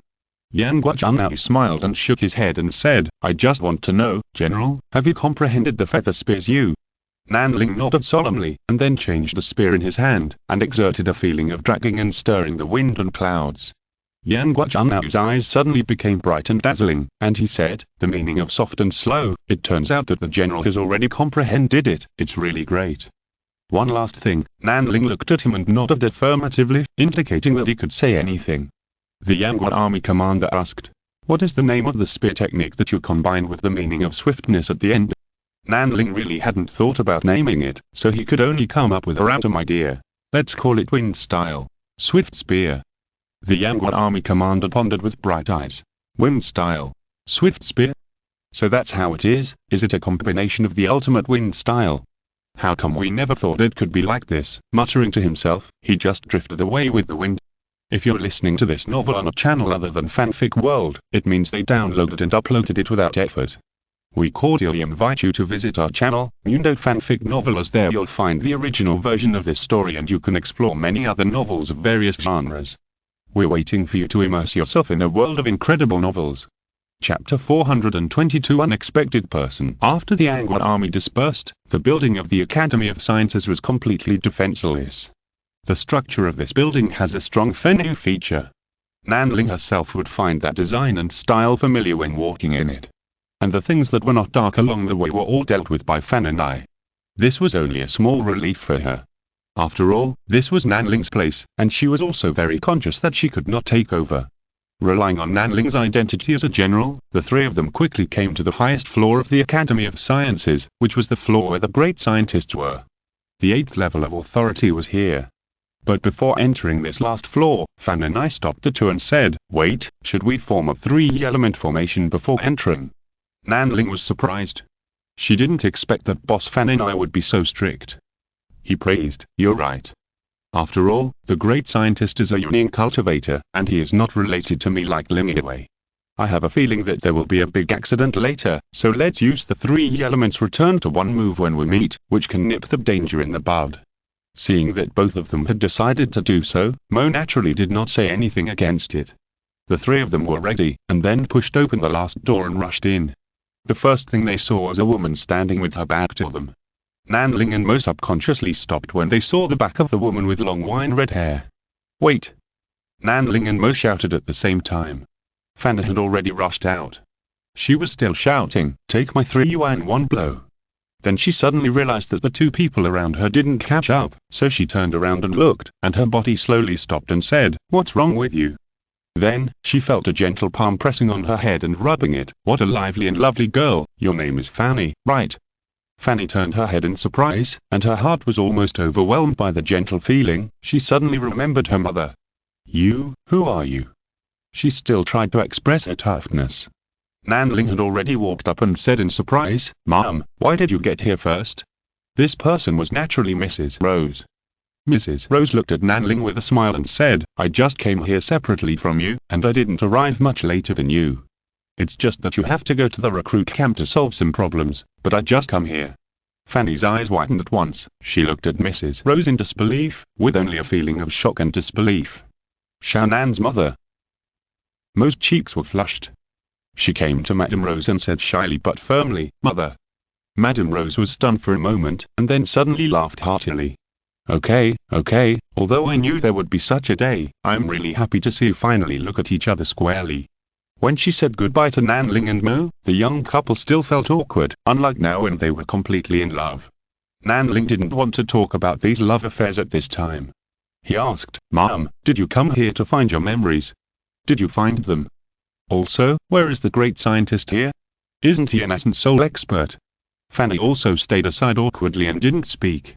The first time she met Madame Rose, she was obviously intimidated by this aunt with a strong aura and very beautiful. Madame Rose shook her head in annoyance when she heard Nanling's words. Even such a simple action has 1,000 kinds of elegant and endless charm.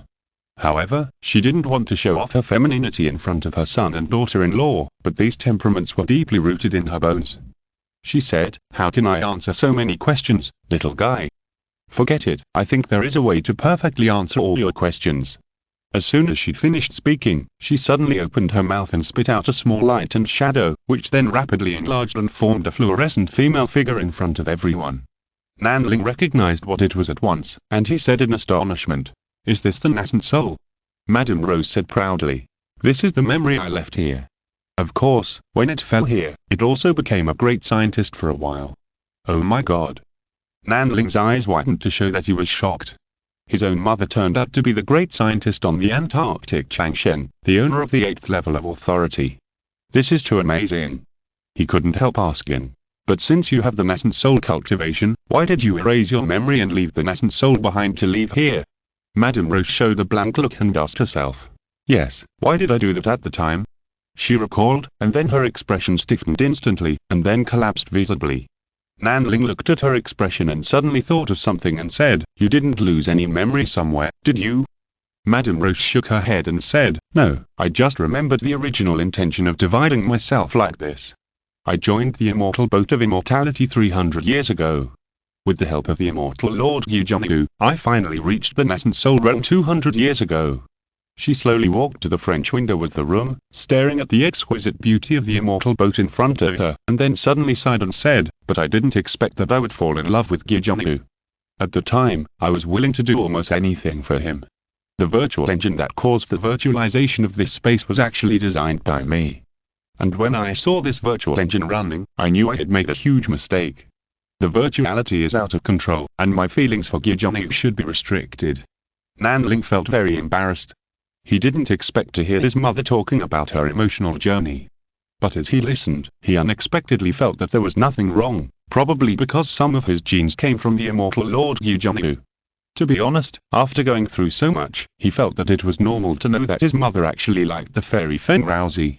Madame Rose skipped those sentimental things. She just said dryly, "In the end, I decided to leave my nascent soul here to accompany him and help him, and I cut off the memories related to him and wanted to start a new life." Good guy, is this using the nascent soul as an incarnation? But how to say it, Nanling always felt that his mother's behavior was actually in line with some elements of the nascent soul stage. Otherwise, how could there be no problems after the two are separated for so long? At this time, Fanny forgot her embarrassment, and stayed beside her like a curious baby and asked, "Then Aunt Rose, why did you leave the ancient immortal king instead of choosing to live with him and have a baby?" This question was so direct. Madame Rose had the urge to beat this girl's head after hearing it. But she still took a deep breath and said, "Because I know that the person Gyujonigu loves most in his heart is always Fenrouzi. Even for me, he just thinks that I am a bit like his missing lover." This time it was Nanling's turn to be surprised. He said, "Fenrouzi is missing." Madame Rose nodded calmly and said, "Anyway, I haven't seen her." Chapter 423. A blow from past memories. Mrs. Rose recounted her past carelessly, as if it happened to another person. She also said, "You don't have to worry about me feeling bad. To be honest, after I split myself and wandered around outside, I felt like I was in another world when I came back here. I was indeed a great scientist on the Antarctic Changshen, but to me it was like a plot in a dream." She looked at Nanling and said with a smile, "You don't think your mother is ridiculous because of what happened in my dream?"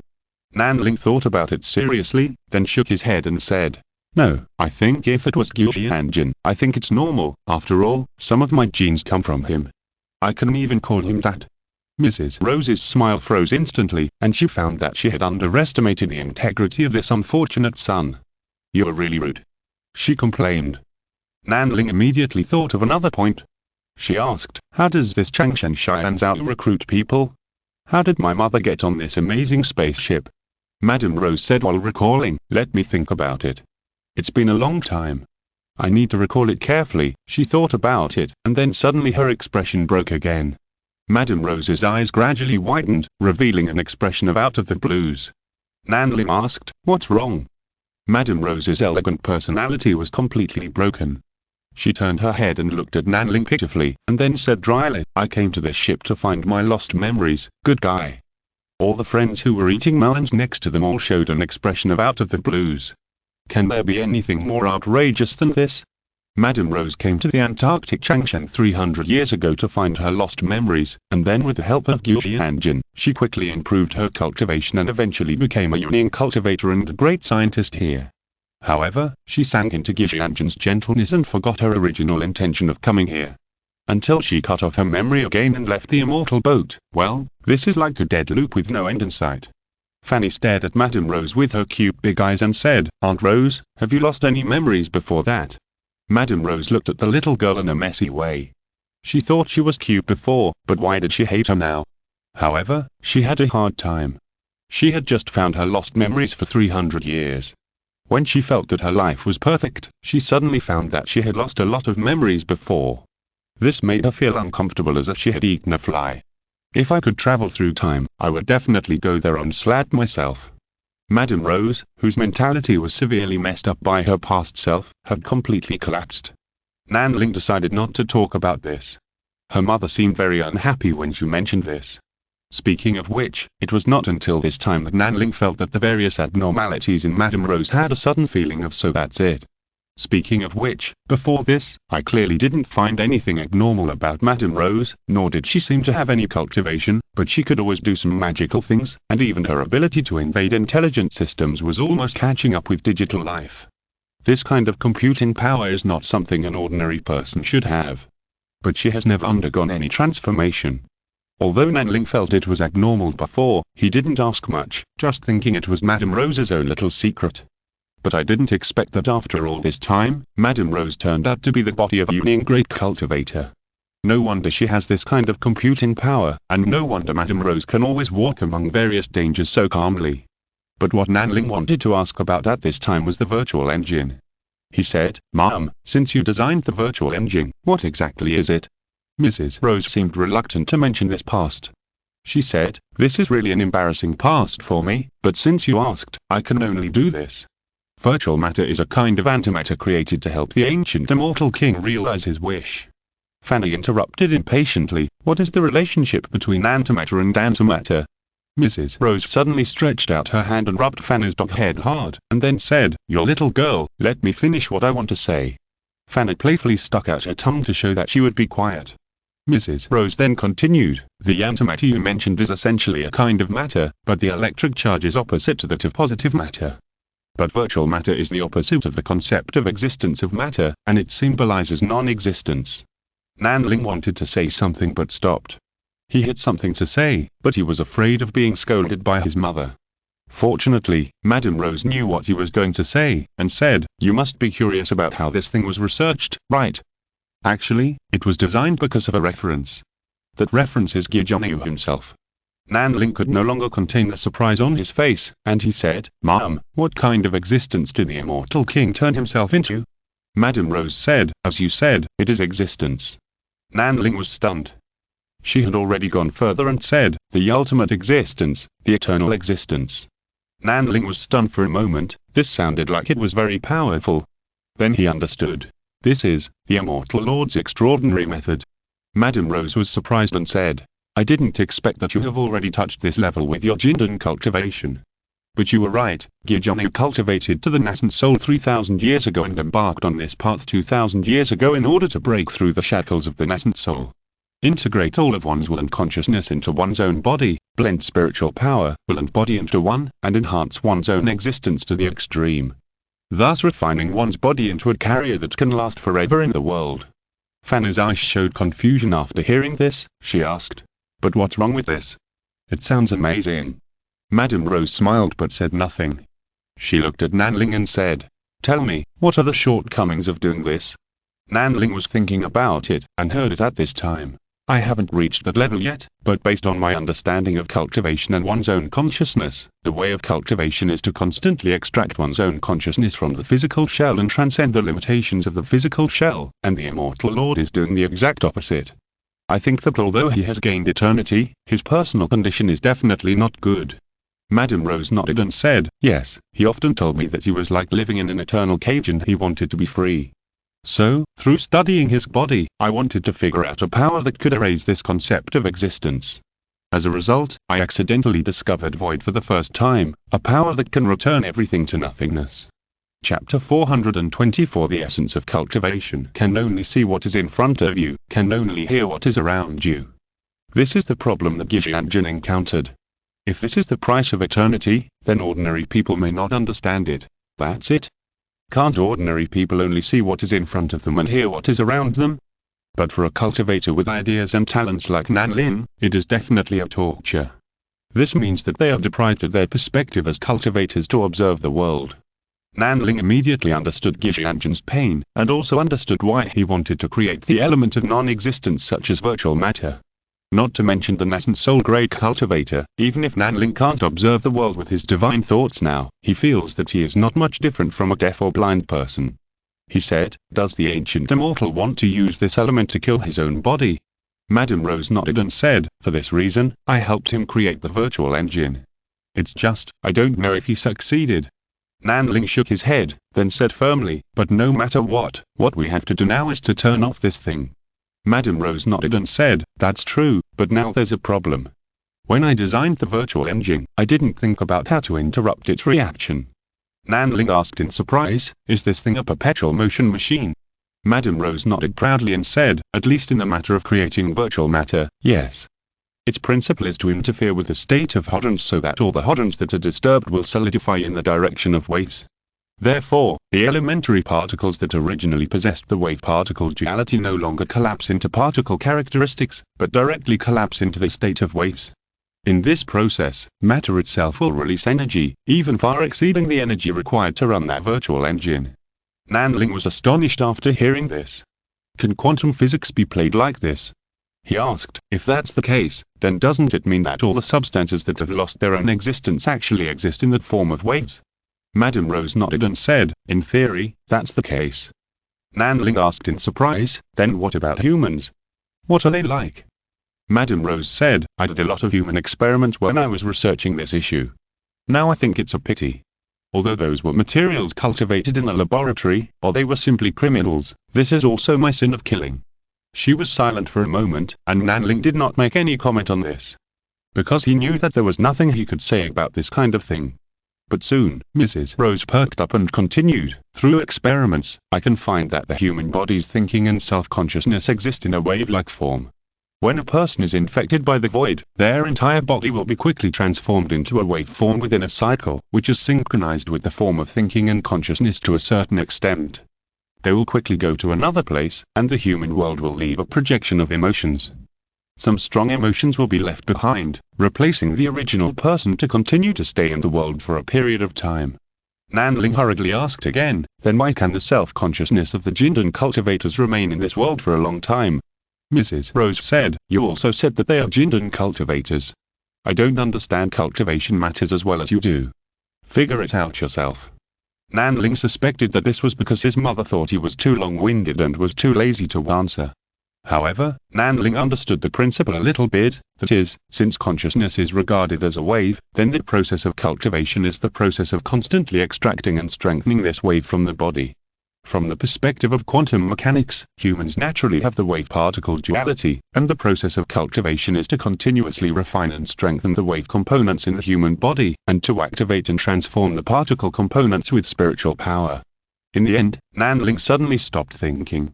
He found that his thoughts were a little too divergent. Just the many conjectures and deductions at that moment made him feel excited and palpitating. He knew that his thoughts were too dangerous and should not be touched by him at this stage. Looking at the fascinated and suddenly frightened look on Nanling's face, Madame Rose could not help but complain. "You haven't really figured it out, have you?" Nanling nodded and said, "You'll let me think about it myself. I think I have thought of something." He paused and then said, "The golden elixir is basically composed of spiritual power, which is originally an intermediate state of the transformation between matter and concepts between heaven and earth. It is more wave-oriented in the wave-particle duality. So the golden elixir with spiritual power as the basic composition is actually not easy to be contaminated by virtual matter, and the golden elixir happens to be a carrier of consciousness. Therefore, the golden elixir cultivator can deposit his consciousness in the golden elixir and remain in this world." Madame Rose blinked, and then said, "Well said, that's what I wanted to say." Fanny also blinked beside her, and then whispered to Mo, "It seems that Aunt Rose doesn't understand it either." Madame Rose immediately glared at her sharply. She now felt that she was incompatible with this reckless girl. Fanny felt the gaze, quickly stuck out her tongue and shrank behind Mo. She felt guilty and scared for no reason.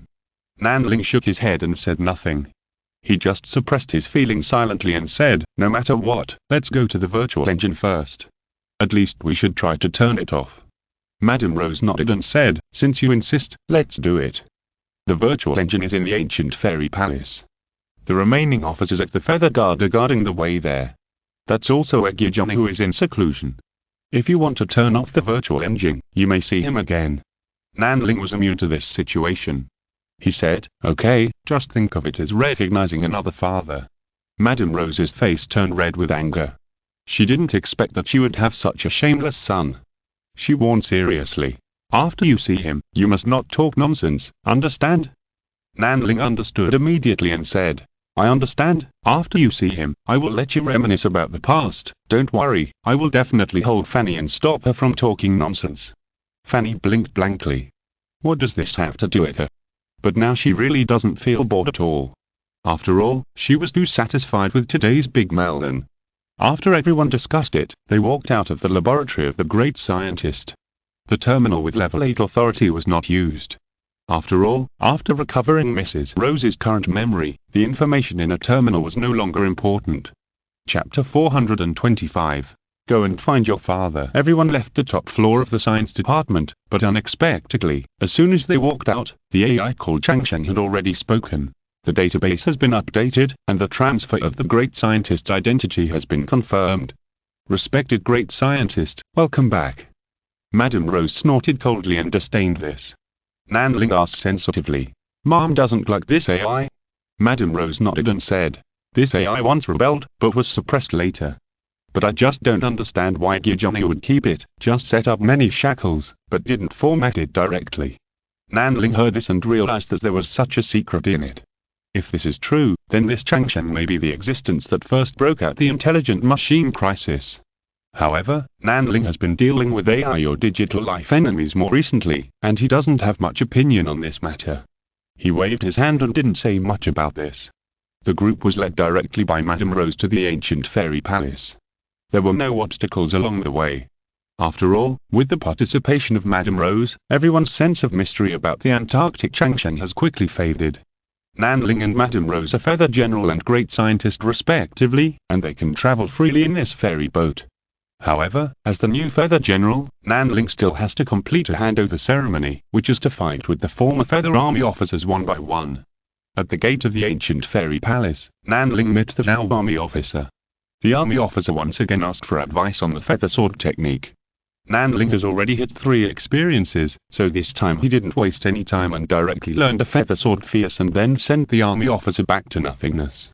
During this process, because he had listened to Madame Rose's explanation of the void before, Nanling carefully observed the process of the Zhao army officer's disappearance this time. He found that all this really started from the golden elixir. The opponent's golden elixir quickly dissipated and turned into a very strong consciousness wave that drilled into the void and disappeared. Nanling was very concerned about this sign. After observing it for a while, he felt that he had gained something, but he didn't grasp the feeling. Seeing this, Madame Rose patted his head and said, "There are too many mysteries in this universe. We can't find the answers to all the questions in a short time." Nanling could only put this question aside again and move on. He just felt strange. Why those big guys felt that he was hesitant, when there were so many things worth studying in this world. Then with a belly full of questions, he saw the 5th Feather Army, and followed him to learn Feather Sword Explosion.